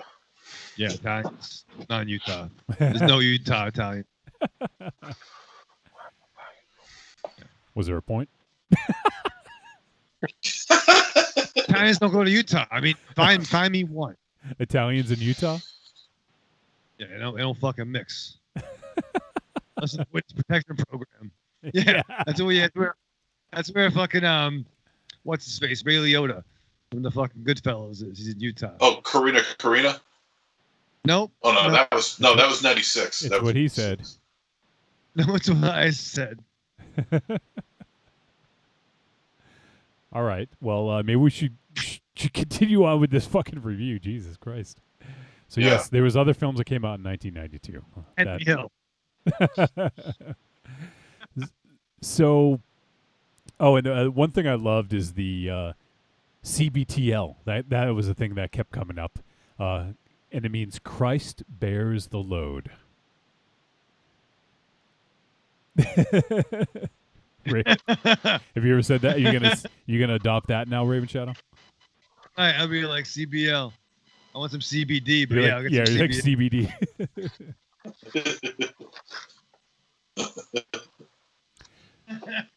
So that's something that I'll come back a little bit later that we'll talk about. But at first, so it sets the scene of like these kids are repressed. They haven't been exposed to a lot of the world, at least what's available now.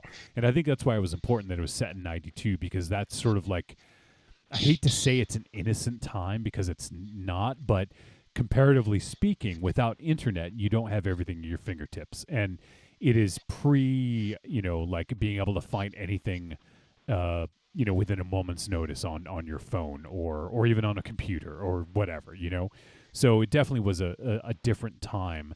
And I think it's important that it was kind of towards the end, because I don't think my family got our first computer until like, I want to say like 95 or 6 maybe 97. I don't know.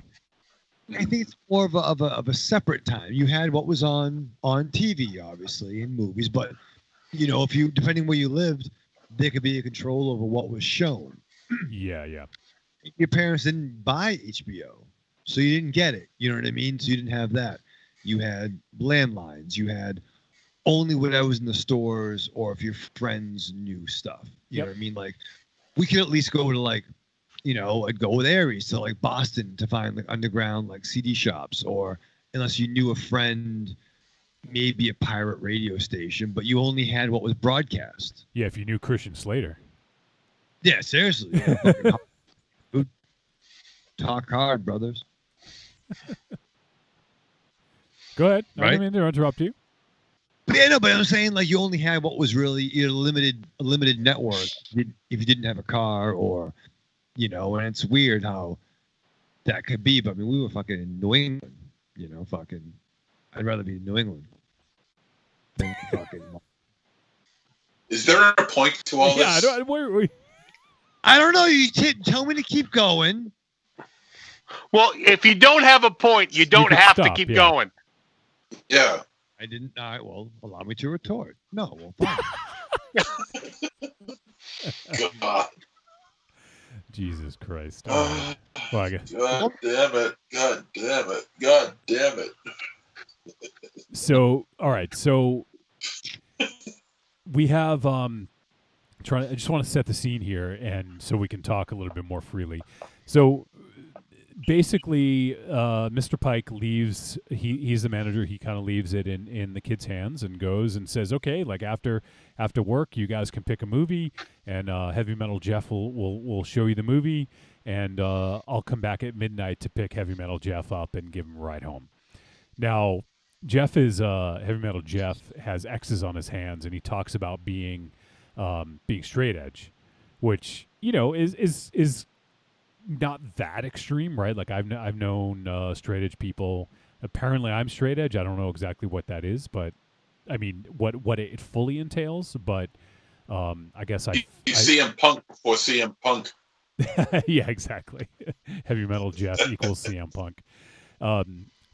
But when you come to find out what his vice was, it's actually kind of funny.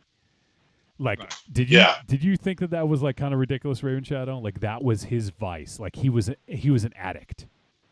Oh yeah, totally. I mean, like it's like I want to like channel Bob Saget from what was it, fucking How High or whatever the fuck, you know what I mean? Like his big bite. Because he went to college. What? What? Bob Saget? No, the Bob is a Bob Saget line from the movie Half Baked with Chappelle. Yeah, And the whole line was like, "Oh yeah, you smoke pot? You know, I suck dick for coke. But you have a shit. You know what I mean? Like it's a line. Sure.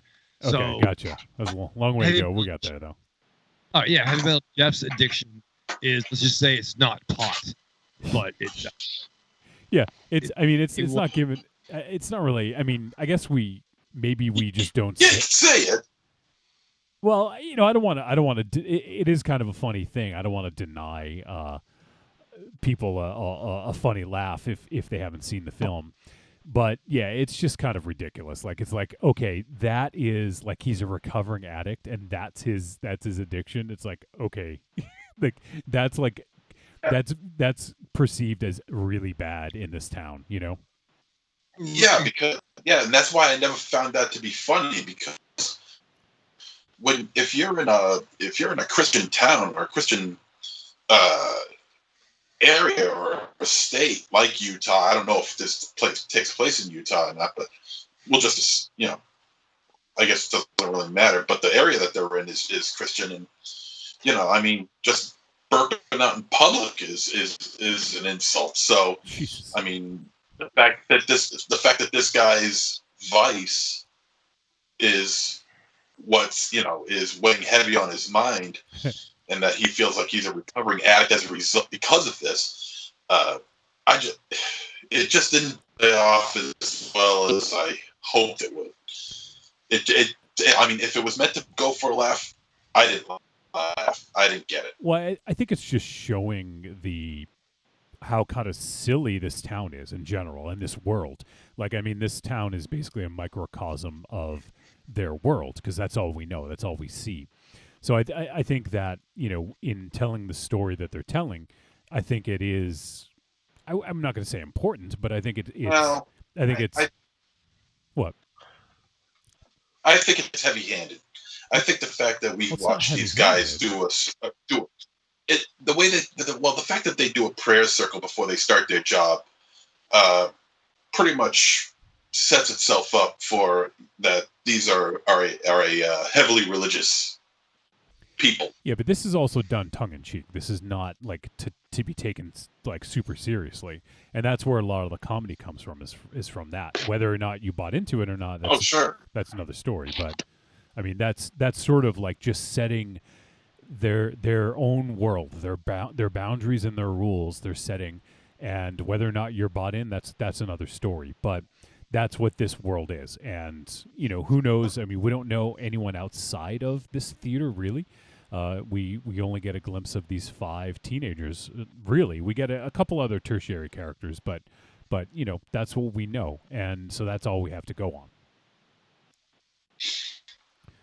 But you know, it's you can tell it's kind of like repressed middle America, and they don't really have a lot of experiences, or like for instance, like I mean, we can say this because I don't think it really gives much away, but Ricky ends up going away to a camp because he's gay, like, you know, and in a Christian town, like I could just imagine something like Mike Pence trying to like shock the gay out of him or something, you know, like that's what I imagined, you know, or just plain old have him executed.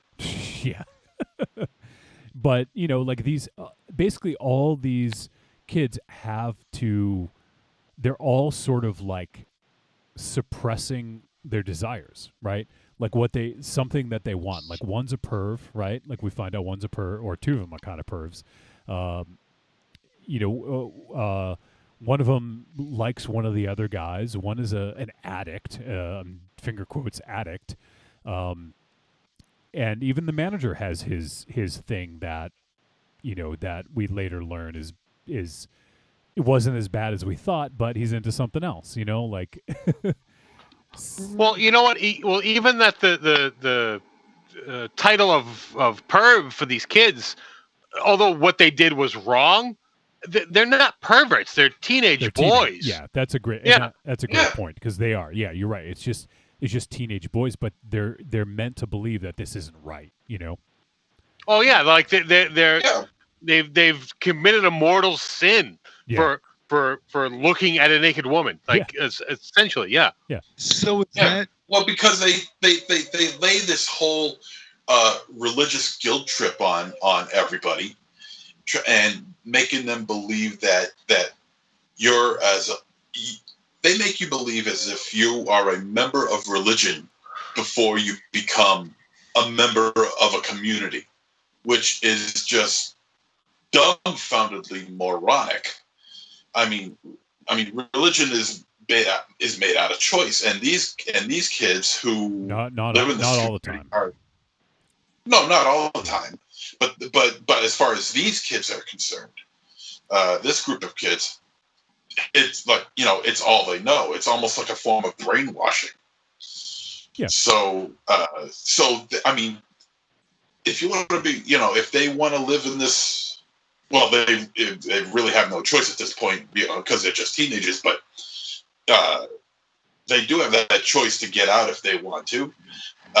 They are human beings first, and human beings have vices. Human beings have wants, needs, desires. And but they're forced to believe that their religious beliefs are supposed to suppress all that. Well, one of the things. Raven Child, did you want to say something? Do you remember what you want to say? I forgot. Okay. MZ's talking over everyone tonight. So, the thing I wanted to point out is, I mean, if I'm wrong, you guys can correct me, but I mean, none of us are really like religious and didn't really grow up in a super religious family, as far as I'm aware, right? I mean, so we know.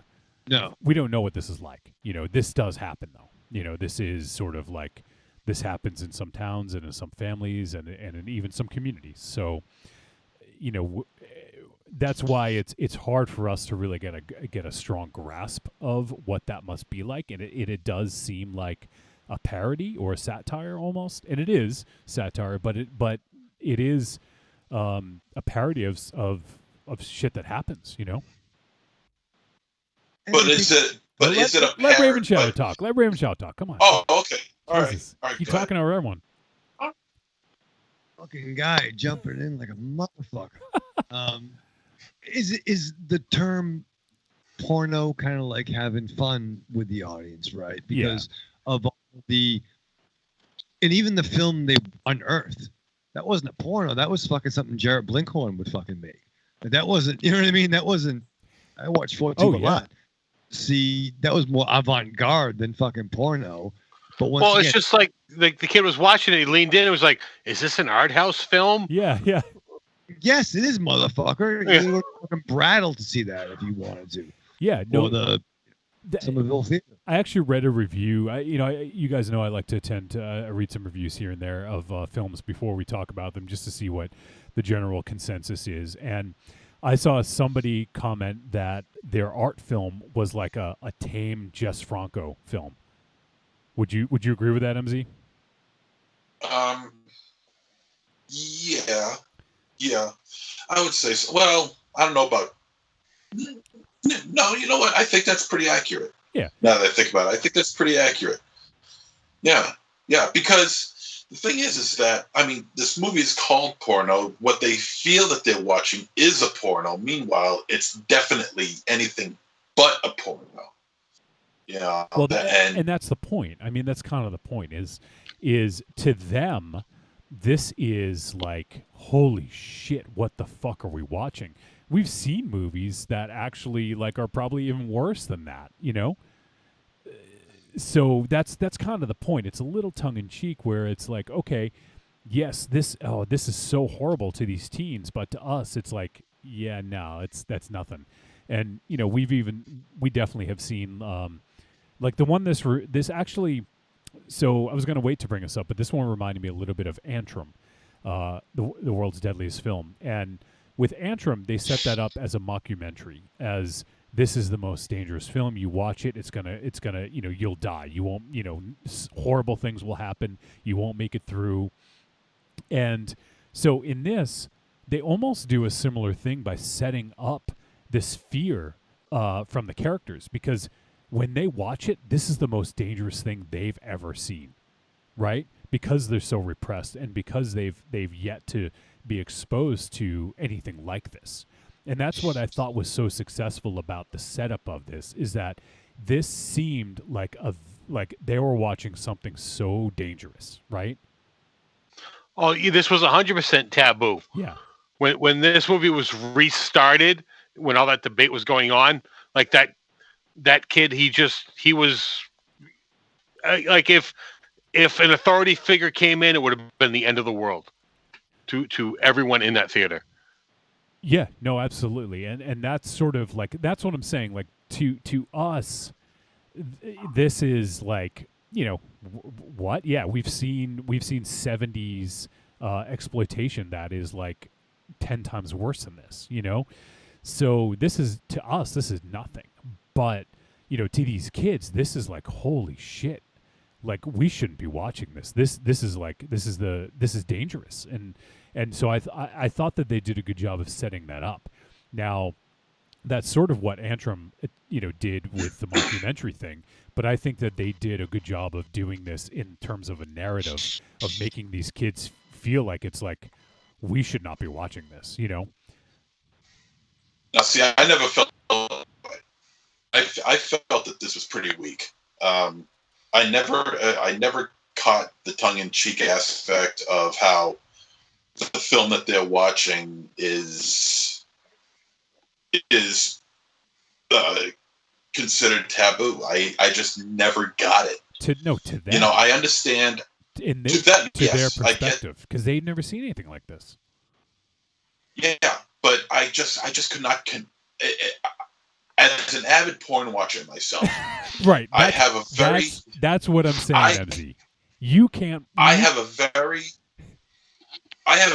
strong disconnect with these kids, because I mean, for me to watch something, to get to the level that they were at when they watched the movie that they were watching in this movie, I don't even want to see that because that would scare the hell out of me. But that's the point. I mean, go ahead, Raven Shadow. What came to mind? Remember what was a big deal? And even though, I think Johnny and I were around the same age, because we were so much younger, and this movie was filmed, but we're all around the same age when this took place. Whether it's we rented Faces of Death or Traces of Death or whatnot. Oh yeah, that felt crazy. Fucking dangerous, right? You know what I mean? And shit like that, or fucking Bad Taste, and fucking we had to like hide it under a fucking G.I. Joe cartoon. Maybe they can let like his G.I. Joe and there's Traces of Death. What the fuck? But remember when like it was a big deal when Rocky Horror Picture Show was available on VHS to rent or to come out. And imagine getting a copy of that. And I remember renting it, like, oh, hey, this is the shit. And I didn't get it because I was fucking 14 and watched it by myself. It wasn't until I saw it 2 years later in a theater where it broadened my mind to what the gimmick was. Yeah. But imagine like Rocky Horror, if you were in Utah in 1992, would that be a porno? It was 100% considered porno. Right. Yeah. Like, and once again, that's not fucking Last House on the Left. Well, fuck. What? If Rocky Horror was released in 1992, is that what you're saying? No. Well, to these people, the movie the movie they watched was both exciting and terrifying to them at the same time. They could not comprehend what was on the screen to them. They were scared and excited at the same time. Yeah. I don't know. It just didn't ring for me, man. Well, MZ, like, I mean, I get it. Like you just said, you're an avid watcher of porn. So in your fucking demented brain, you're not gonna understand why. No, I'm not. I'm referring to the fucked up films. You've seen a lot of fucked up films. Mm-hmm. So to you, the idea... I'm pretty desensitized. Yes, exactly. That's what I'm getting at. So a film like this to you is nothing. Like this is nothing. You have to put yourself in their shoes. That's what I'm saying by setting up the world around them. And this is, to them, this is like you seeing Salo for the first time. You know, you saw that when you were pretty young, right? No. I saw it in, 1990.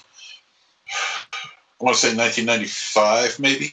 First time. Well, what was there a film that you, when you saw, you were like, "Holy fuck, that felt dangerous," or I shouldn't have been watching that?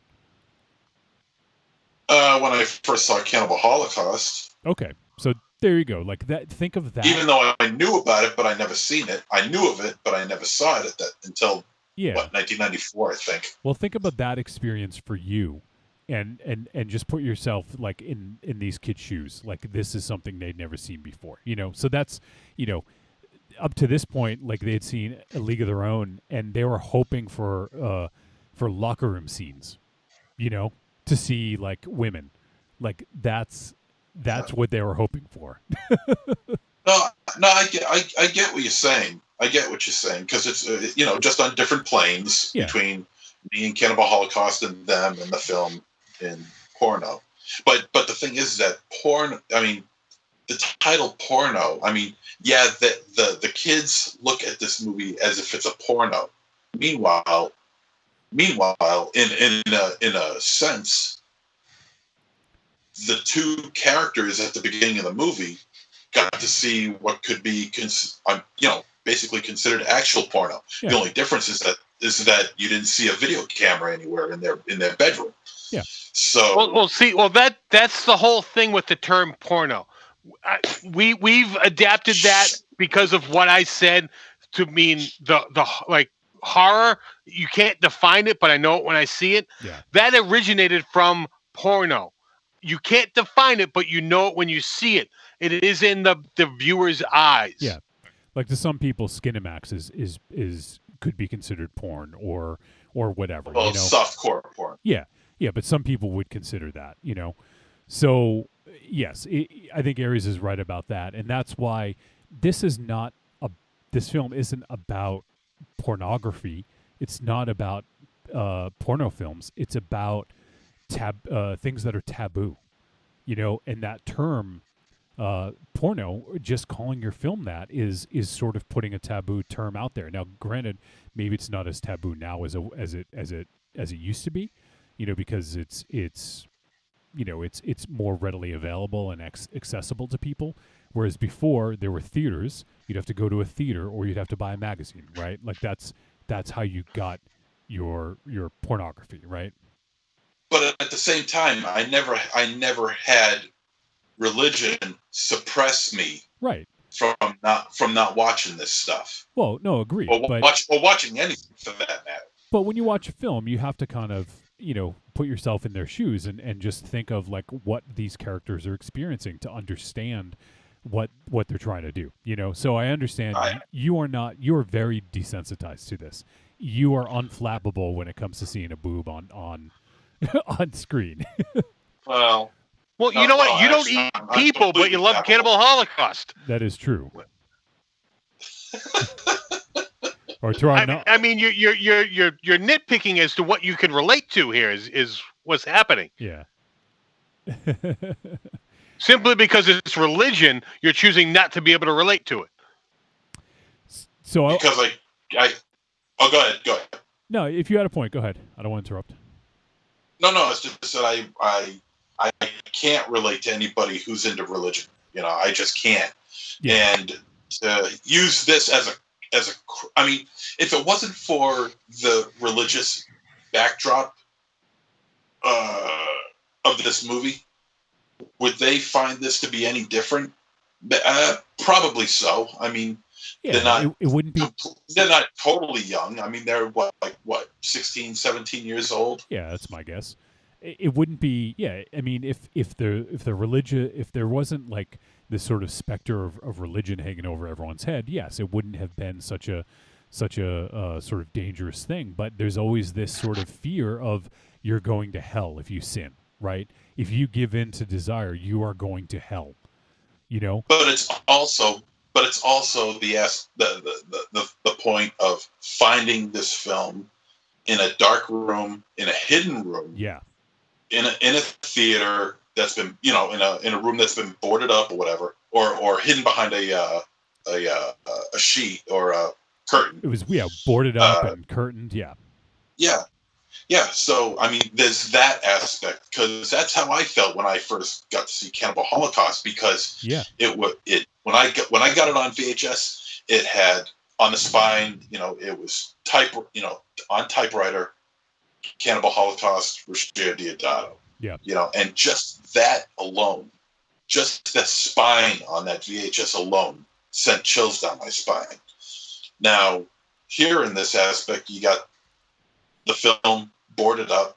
I mean, I can understand to a certain degree how it could be, where they would be excited, maybe a little terrified, but that didn't stop them from watching it either. Well, and I think you bring up a good point there, because yes, this is, like you said, this film was buried. It was, behind a curtain, behind a boarded up room, in a dark, like cobweb filled basement, and I think that's an important aspect of this. Absolutely. So, we do have to kind of move the conversation along, because we should have wrapped up by now, but I think it ended up being a pretty good discussion. But I want to get a little bit more into some of the details about the film, because I feel like we're shortchanging the actual film. But I think it did bring about an interesting conversation, so I'm glad of that. But yeah, I mean, I think that there was, so they find the film buried, in this basement that they shouldn't be in, and they decide to play it, even though Heavy Metal Jeff was very much against it. But they play it, and I thought it was cool, because he's like, is this an art film? Because it was like kind of artfully done, and I thought that they did a good job with the film within the film. Like, I think it looked cool. It looked creepy and even slightly dangerous. Even maybe not to us, but to them, it kind of felt like something they shouldn't be seeing. And I think that there is equal opportunity, full frontal, which I think was good. It's not wasn't just one sex over the other. Oh yeah, there was full frontal everywhere. Yeah. Men and women. Lots of wang, lots of D, lots of broken D, lots of explosive D, lots of exploding nuts. Yeah. Oh boy. Bloody crotches. Crumb. Yeah. So they watch the film, and then stuff starts to happen. They basically awaken a succubus. I mean, that's one of the things that's in the synopsis. So it's not really giving much away. But they awaken a succubus, and I think it was played to pretty good effect by Caitlin Pierce. I thought she played the character of Lilith, fairly well. I think my only complaint would be that there wasn't much of her. She kind of showed up here and there, and that was it. Like, I feel like they could have. I think they focused a little bit too much on the aspect that it was this sort of forbidden thing, and less about her being, like a villain, basically. And that's fair, Johnny. I mean, I would have wanted her more like a Freddy Krueger type thing, where like, she had a great look to her. It was an late mid 90s. Grooming was a thing back then, but she didn't really care. Well, apparently. she was also a succubus. Well, if she's centuries, if she's supposed to play like a centuries old character, more like a 70s succubus.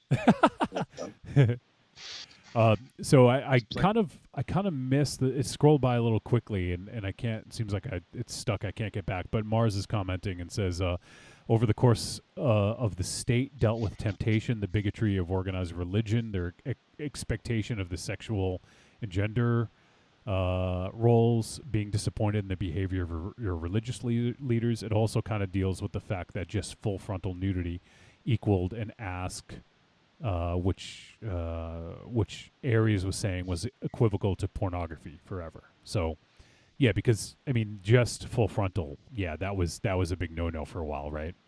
In film, anyways. Oh yeah, well, especially male genitalia. Oh yeah, for sure. Yeah. Yeah. But I that's why if you're going to show one, like I think it's only fair to show the other, and I think that this one it didn't favor one over the other, really. I mean, I guess there was probably more of the female form because we got to see, because breasts are taboo, even though but I think that we did get to see kind of equal amounts, and it wasn't gratuitous either. It wasn't. I think it was used to good effect, but I don't feel like they went overboard and made it too gratuitous. Well, that all depends on your definition of gratuitous. True. Because some of that male stuff made me cringe. Okay, there's one scene, yeah. Oh yeah, yeah. I was wincing. We have to talk about that scene because I just think it bears discussion, and even if it's it's not really a spoiler. It's just something that happens, and there's a lot of scrotum trauma, I guess you could say, in this movie. Yeah, yeah. So this is testicular trauma. Yeah, this is just one example of it. But so everyone basically gets visited by the succubus at one point in time and has sort of their own encounter with her, and she takes different forms, obviously. But in this one case, I thought it was actually really funny where when Heavy Metal Jeff comes upon her, she is doing the vice that he has talked about, and so each time it's the succubus has represented basically the desire of that person, the thing that was sort of their vice or something that they desired. And I thought the Heavy Metal Jeff was the best one. And so in essence, he says, that saying earlier, CBTL, Christ bears the load. He kind of used it as a reminder of, kind of is almost like what would Jesus do kind of deal. Like that's kind of like the situation that somebody would say it. And he says, Christ bears the and there was like an explosion in his pants, and it was not a load. His balls basically burst. And yeah. Yeah, so they don't show it. They don't show it yet. But you can tell there's blood in his pants, and then he falls over.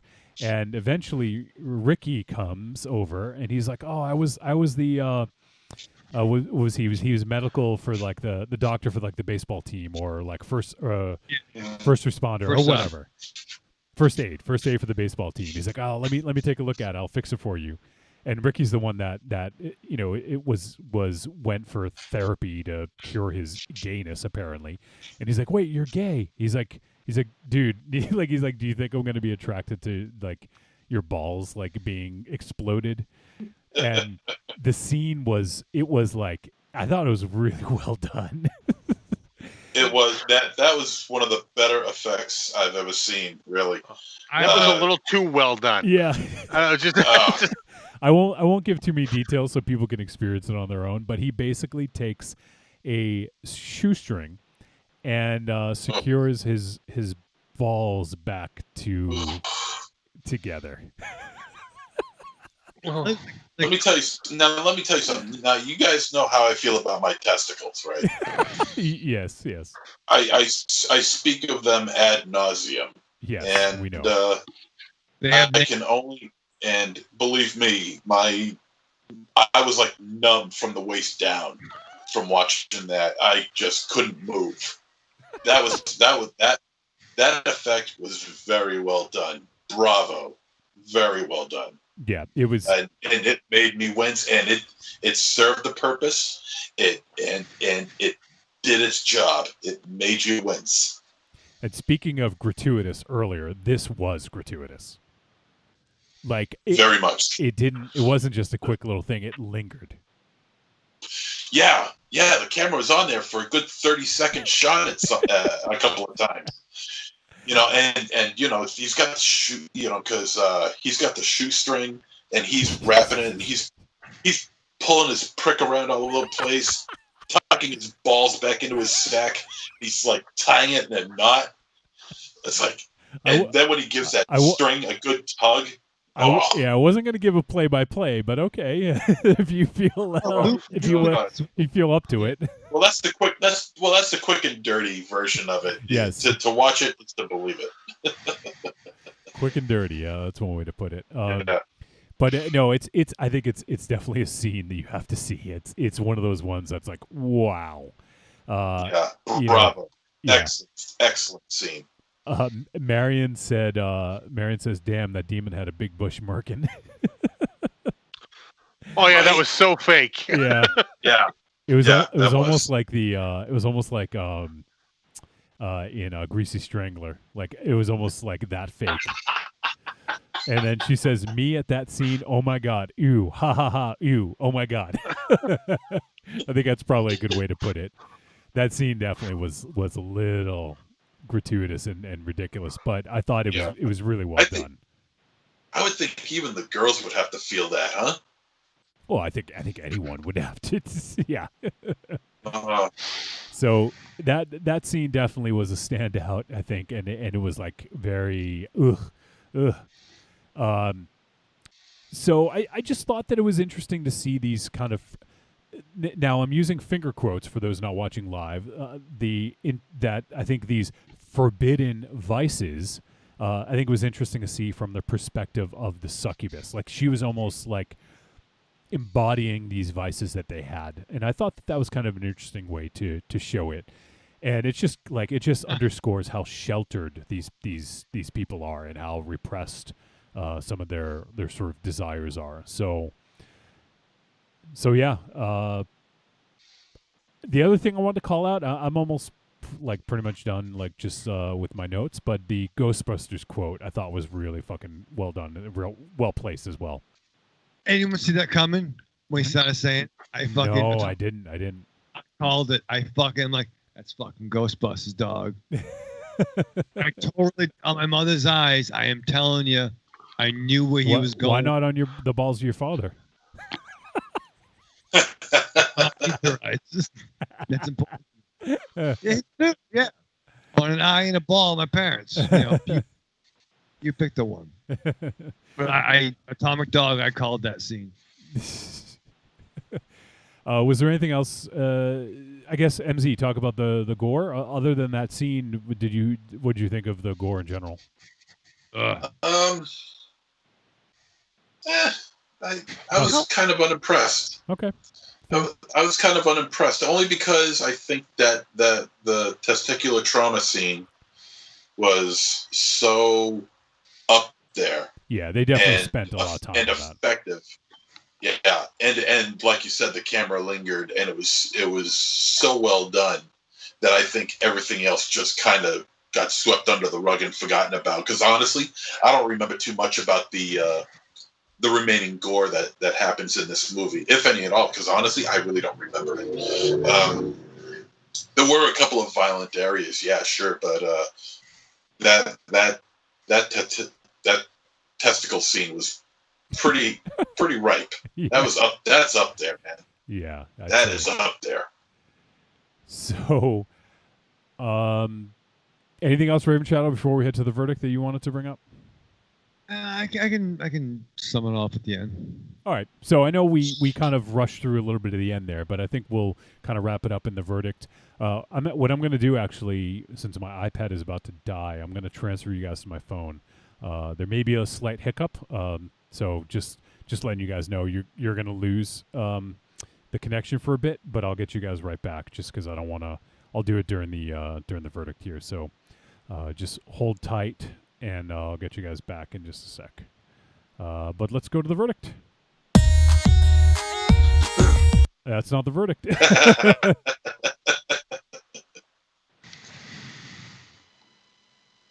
And of course, now the verdict isn't playing. Great. Trick or treat. Motherfucker. Hold on. God damn it. I'm Busta Rhymes. I'm crazy. Like Kevin Spacey. What's the verdict? Keep going. I like it. Yeah. It's fucking. I'm kind of lazy. In coronavirus. I'm like Cyrus. Whatever the fuck. Press the button, Johnny. Someone jump in. No one's fucking jumping in. Oh, motherfucking whack. So a lot of. All right, here we go. Here we go. I got it. Good, perfect. Trick or treat, baby. I wonder if people would say you're a trick or a treat. Trick or treat, motherfucker.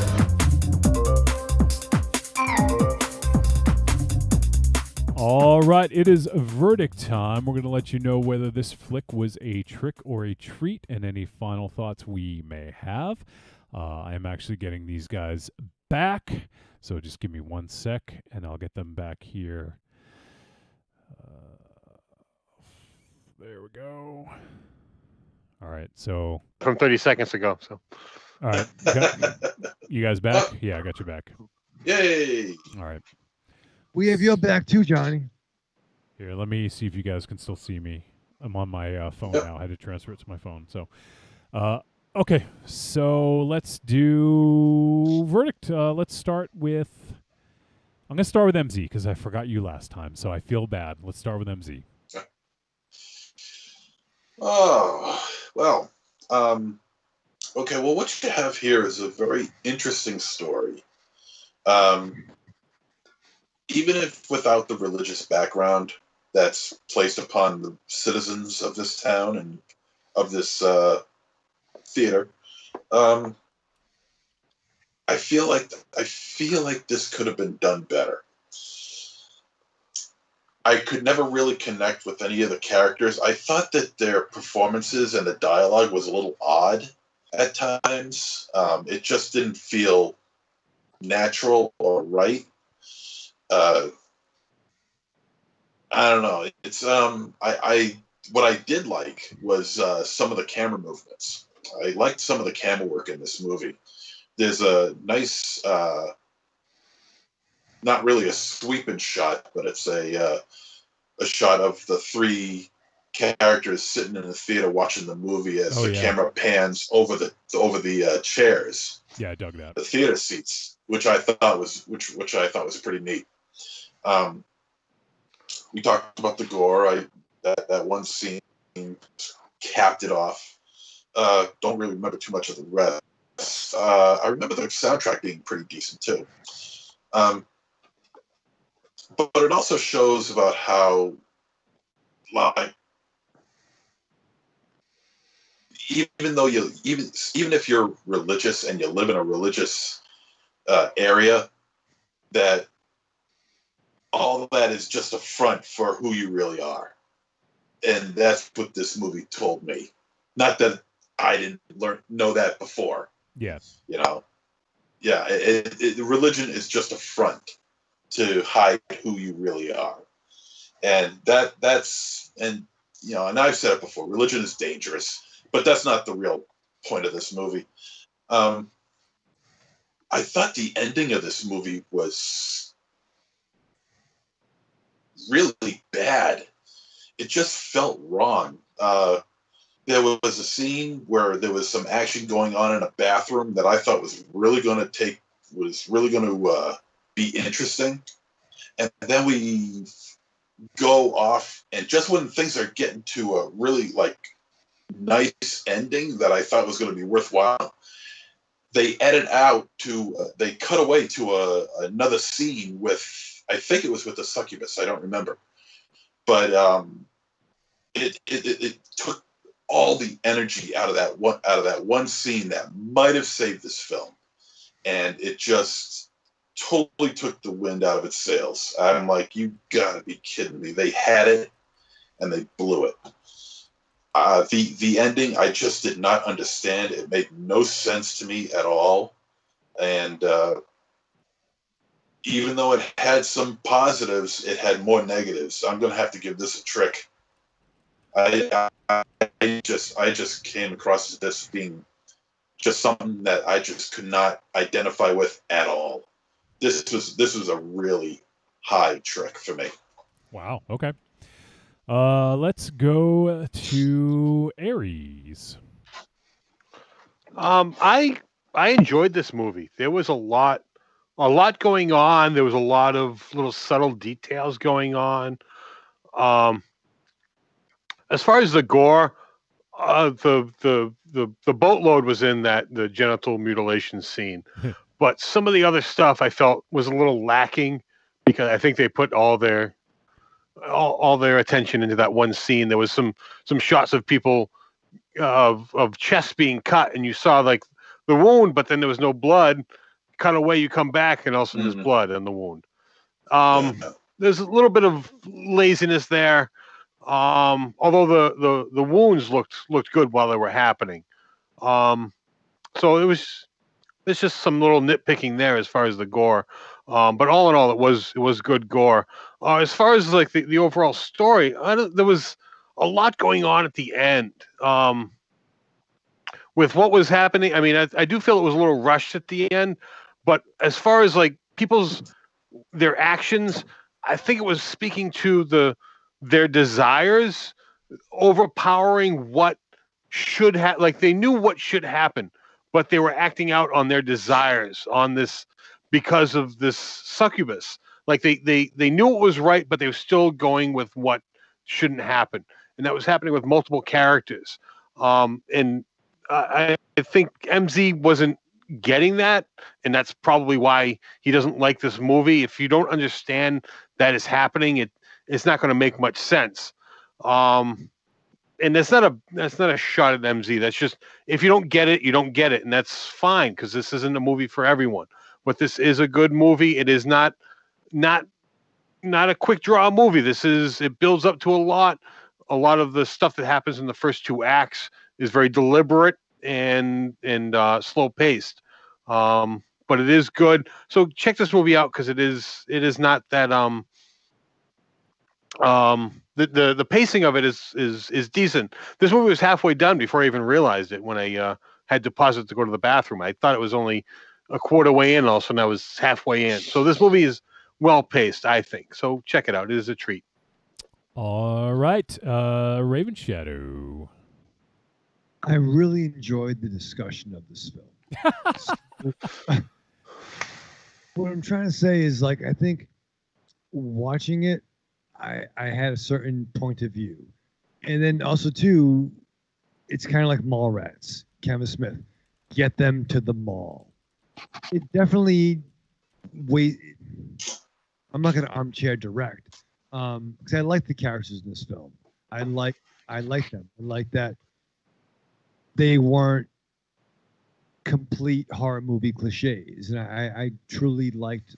They were all interesting, but it could have sped it up more. I wish we had more succubus. I thought the goal was great. You very rarely see that much penis mutilation in films, let alone multiple characters. So that's fun. I liked our conversation a lot about this. I thought at the end is when it really kind of got interesting more for me. And I think you could have shaved a little bit off early on. But shaved what? Some just kind of getting. Oh, I thought you were talking about some body hair. Okay, never mind. You know, normally I am. I'm very well. If you know me, I love the Abdul Jabbar cut. I'm into Professor X style. That's how I roll. You know, fucking Cerebro style. But that's fun. Shiza Soze. Jesus. I kind of am leaning a little bit more towards MZ here, where I think everyone did a great job. The actors were fun. Fuck my ass. I like Fangoria films. Is that your desire? Is that your taboo? Can we open everything up soon? Open up bridges. I would say it's barely a trick. All right. For me, I'm going to go... I'm sort of more on Aries' side. I think this is a treat. And I am definitely a sucker for nostalgia in my films, and this one definitely pulled on some of the nostalgia strings for me. Working in theaters as a projectionist, so that had me with that kind of hook right up front, and got me real interested in what they were doing. And I do have to say, I think this is a pretty fun film. It did a good job of setting up a believable world where all this could take place. Like, that's what I think was so strong about this is in these kids' existence, this was taboo. And even though the film was hardly anything that we hadn't seen previously, to them it was something that was dangerous. So I think that they set up a world and it was believable with the boundaries that they set. I think Lilith was an interesting character, and I would have loved to see more scenes of her just kind of chewing up the scenery. And I think this film would have actually benefited more by that, and also kind of explaining her rules a bit. I think one of the things, even though I did like a lot about this film, I think one of the things it neglected is setting up the rules for the villain. There was no rules. It just was, okay, she came to life because they watched this forbidden film, and she was trying to seduce everyone with their sort of hidden desires in a sense. But other than that, like, she didn't get much character development. Not that I needed a lot, but I just feel that was a missed opportunity. I think that they could have set up her rules a bit better, and I think that would have made the end land a little bit better for some, because the ending kind of came a little bit, I wouldn't say out of nowhere, but it was surprising, some of the things that happened, and they hadn't set up things previously to make that logical jump there. So I think if we got a better understanding of her powers, but we didn't really get. I'm sorry. We should have got a better understanding of her powers, and also kind of her rules of engagement, because she just kind of showed up and wandered around the theater and showed up here and there, and I think that would have really solidified things a little bit more. I do think there were some good laughs, and I think that was sort of because they set up this world, and also thought there was some good gore to make to make this a fairly well-rounded film that I would recommend to most horror fans. It's like, as you heard, it's not going to be for everyone. MZ, he is, sort of desensitized by a lot of this stuff. So to him, this didn't work. And maybe the ending didn't work for some people. And for me, like I said, I think they could have strengthened the ending by kind of giving a little bit more of the rules and highlighting the succubus a little bit more in this. But other than that, like, I thought this was fun, and I thought it actually brought about some good conversation on the show, which, I think is part of what makes a movie successful, is being able to talk about it with your friends, whether you like it or not. And I think this brought about some good conversation. Like, this is one of our longest reviews in a while. So, we're almost at 11 p.m. right now. Like, we've gone a long time talking about this. So, I think that's got to be seen as a success, whether or not the movie worked for you. It brought about some good conversation. So I would definitely recommend this, though, for people out there looking for, kind of a bit of a throwback. It reminded me a little bit of Popcorn by way of, like, I hesitate to say Return of the Living Dead because that's a classic, but some of the silliness. Oh, there you go, demons. Yeah. Okay. And you know what's funny, actually? Now, can you bring that back, MZ? Yeah. I'm going to show you on the big screen here. Now, when they had that ritual at the end, there was that text on the side of the theater that actually looked like that. I'm just realizing that. Yeah, it was called Beekman. Yeah. Beekman Theater. And I think that was a call to now when I think of Beekman, the first thing that comes to my mind is Night of the Living Dead, where the character of Ben brings up Beekman's Diner. Yeah, yeah. So I thought that might have just been a call to Night of the Living Dead. Yeah, absolutely. And I accept it. I accept it as such. Yeah, and it very well could have been. Yeah. So. Yeah, but there you go. So I mean, we had some mixed feelings. Myself and Aries thought it was a treat, and we had barely a trick from Raven Shadow, and also MZ didn't really care for it too much. So, there you go, kind of split down the middle. You can kind of, kind of make your own decision. But I think this will show up on Shudder because I did see Shudder at the beginning, as sort of one of the distributors or financiers. So I think this will eventually show up on Shudder. If you have a subscription and you want to hold off, it probably will be there soon. But yeah, Porno, it is available on VOD right now, and I believe also, obviously, select theaters is dodgy because I don't know which theaters are open, but this was slated to open in theaters, in select theaters. So, but it's out there. You can find it, and may be available on Shudder soon. So keep an eye out for Porno if you're interested. And by the way, Mars said he gave us a treat, and he apologized, said it was trying to do that while I was on a call, so he was not spell checking. That's why I kind of messed up his thoughts a little bit. But he said, I think Demons and Popcorn are good situational comparisons to this. So there you go. So if you're interested, give it a look. Now, next week, speaking of Shudder, we're actually going to be doing a Shudder double feature, or a blood double feature, if you will. So we're going to be doing 2 films. Well, one is considered a series on Shudder, and it's one that just came out today, actually, and it's called Blood Machines. Now, Blood Machines, music is done by Carpenter Brute, so that's what sort of got this on my radar is the score by Carpenter Brute. And also, upon seeing the trailer, it looks really interesting, and it looks like something that is kind of visionary, low budget, but really well done. So we're going to check out Blood Machines.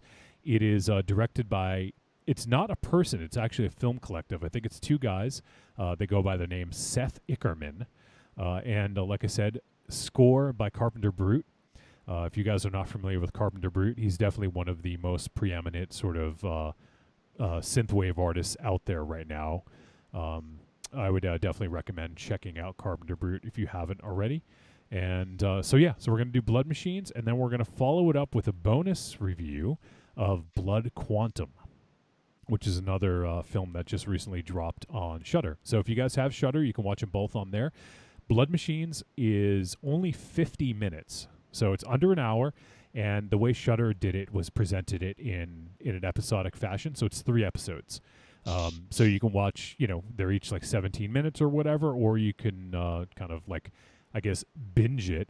I hesitate to say binge because it all equals less than an hour. But yeah, so we're going to be doing a blood double feature. We'll be doing Blood Machines and Blood Quantum, and they're both available on Shudder. So if you guys have Shudder, give it a look. Check it out and play along at home.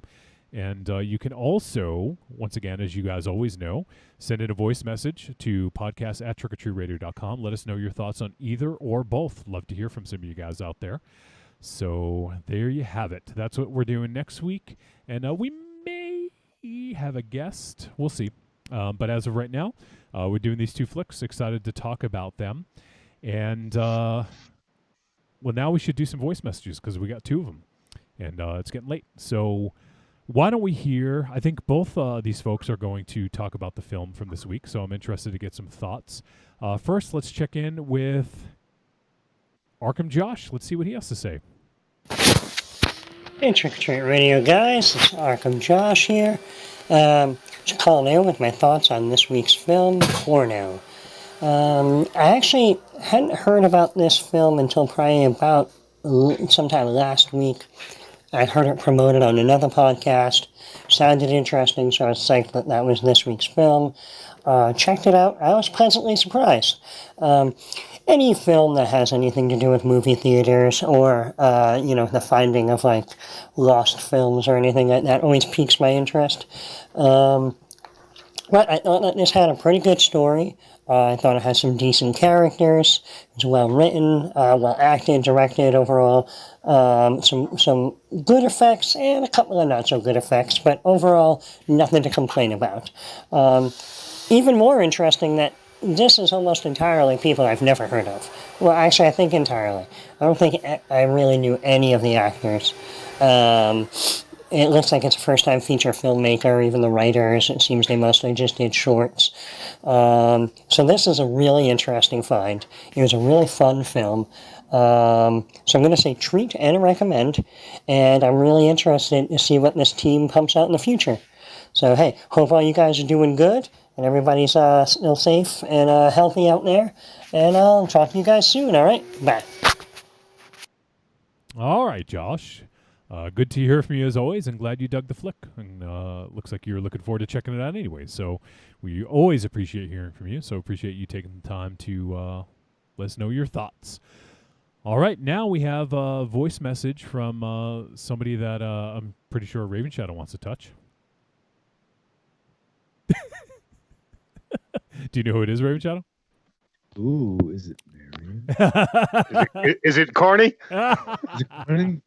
That's who I'm guessing. No, it is Marion. So we did hear from Marion. So let's see what she thinks about porno. Hello, Trick or Treat Radio. This is Marion, and I'm sending in a voicemail today because I wanted to ramble on about this movie for a little bit. I'm not sure I actually have a point, but I wanted to talk about it. I like this movie a lot, and some big factors in my enjoyment.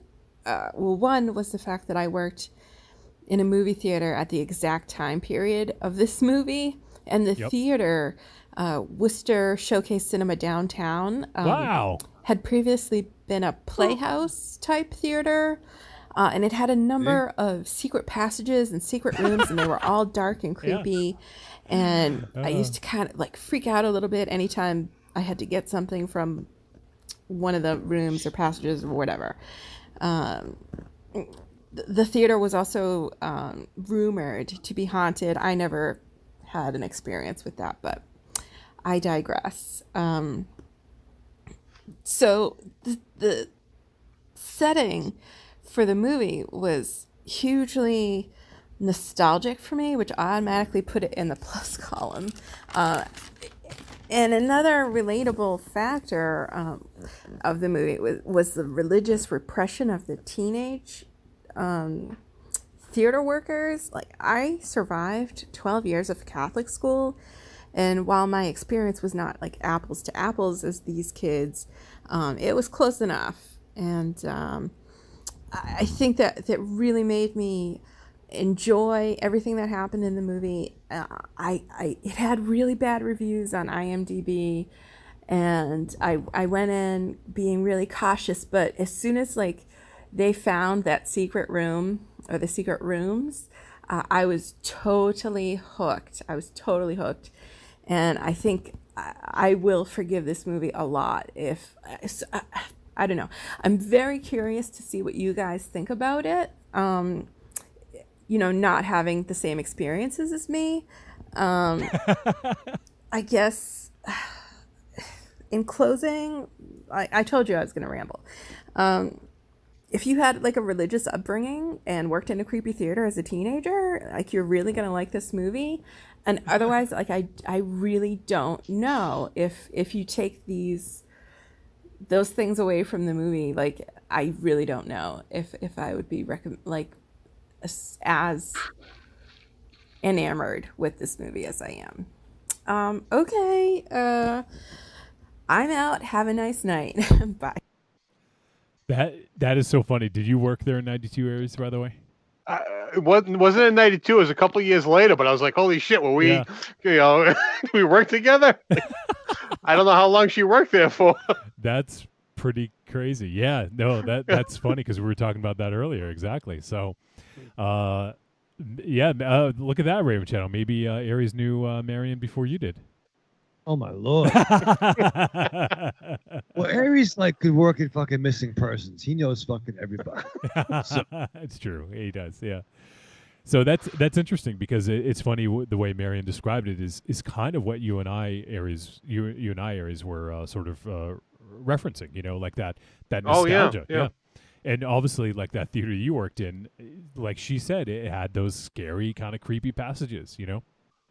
Oh yeah, under that theater, it just went on and on. Like, I don't even think I explored them all. That's so funny. That's crazy. Yeah, it's almost, and obviously she sent that in before the show started. So, I mean, she had no idea that you were going to say something similar. So that's really funny. But yeah, no, it's I think that if you ever worked in the theater, I definitely think that this should rank higher on your list of films to see, because I think you'll get that sort of nostalgia kick for it. So, yeah, well, I appreciate you calling in, Marion. It's always a pleasure to hear from you. And I know I think I said it before, but Marion made me some masks that I've been using every day, so I appreciate that. So thank you, Marion, and thank you for your thoughts. And maybe one day Raven Shadow will get to touch you again.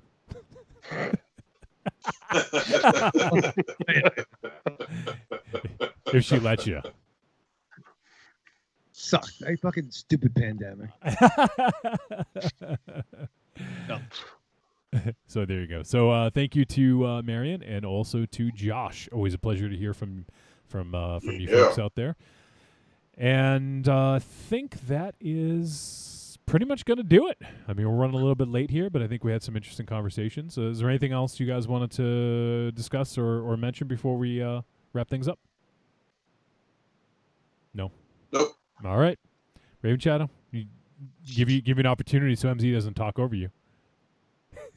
No, I think we covered all the, Hey, you know something? Let me just say that. I knew it. Son of a bitch. And furthermore, Raven and Shadow. another thing. Raven Shadow. When we're back when you guys are back in studio, I'll show you how to turn his mic down. Show me. Yeah, I'll show you. I'm off on Monday. Call me. We'll do some machinations. Now, Aries, what are the chances he turns his own mic down? Oh, that's what I was going to say. End up just turning his own down. Just come over. I'm going to reopen the Layer of Lost Swag on. Wait, is the Layer of Lost Swag an essential business? Yes. Thank you for asking, Johnny. It is an essential business. We're going to reopen. I need a calendar. Oh, he gave me the calendar. Give me the Bijan calendar we have downstairs. Just ask Corny if it's an essential business. Well, yeah, the essential in the fact that you'll open up 8 months later or something. 8 months later than you're supposed to. Yeah. You know what? I was thinking about having you mail my mug to me so I could drink out of my mug here, but I figured I'd be back in the studio long before you to get it to me. That is true. Yeah, I know. Yeah. Yeah, I'm gonna drink your mug. What do you think of that? Oh, you gonna wash it for him first? Ooh. Yeah. No, he gets pissed. You want your mug, you come get it. Just come hang out. Come on, let's hang out with me. We'll wear masks. You know what? Come over to my house and hang out this weekend. I got a lot of work I need to get done. You can hand me things. I can hand you things. I will do that. Wow. All right. Well, we gotta wrap this up. All right. We've been going forever, it seems. So, all right. So that is gonna do it for this episode of Trick or Treat Radio. Like I said, next week we will be talking about a Blood double feature. We'll be talking about Blood Quantum and also Blood Machines, both on Shudder. So check them out, and if you have thoughts, send them our way. All right, say goodbye, everyone. MZ, let's start with you.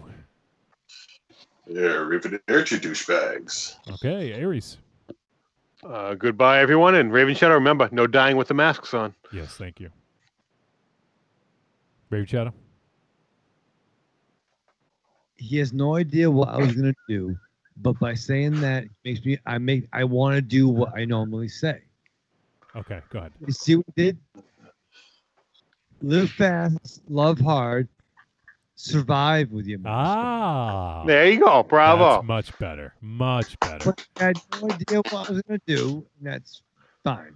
All right. Well, that is going to do it for 408. We appreciate you guys tuning in to the live show. Everyone who contributed feedback, we love you. We don't appreciate you. We love you. And for everybody who will listen on the podcast, we appreciate you guys taking the time to do it. Once again, you can always support the show on Patreon, patreon.com/trickortreatradio. And that is it.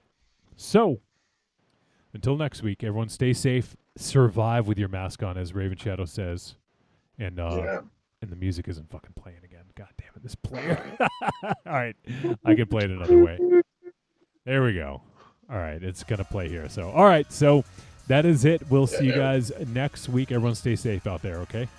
See ya.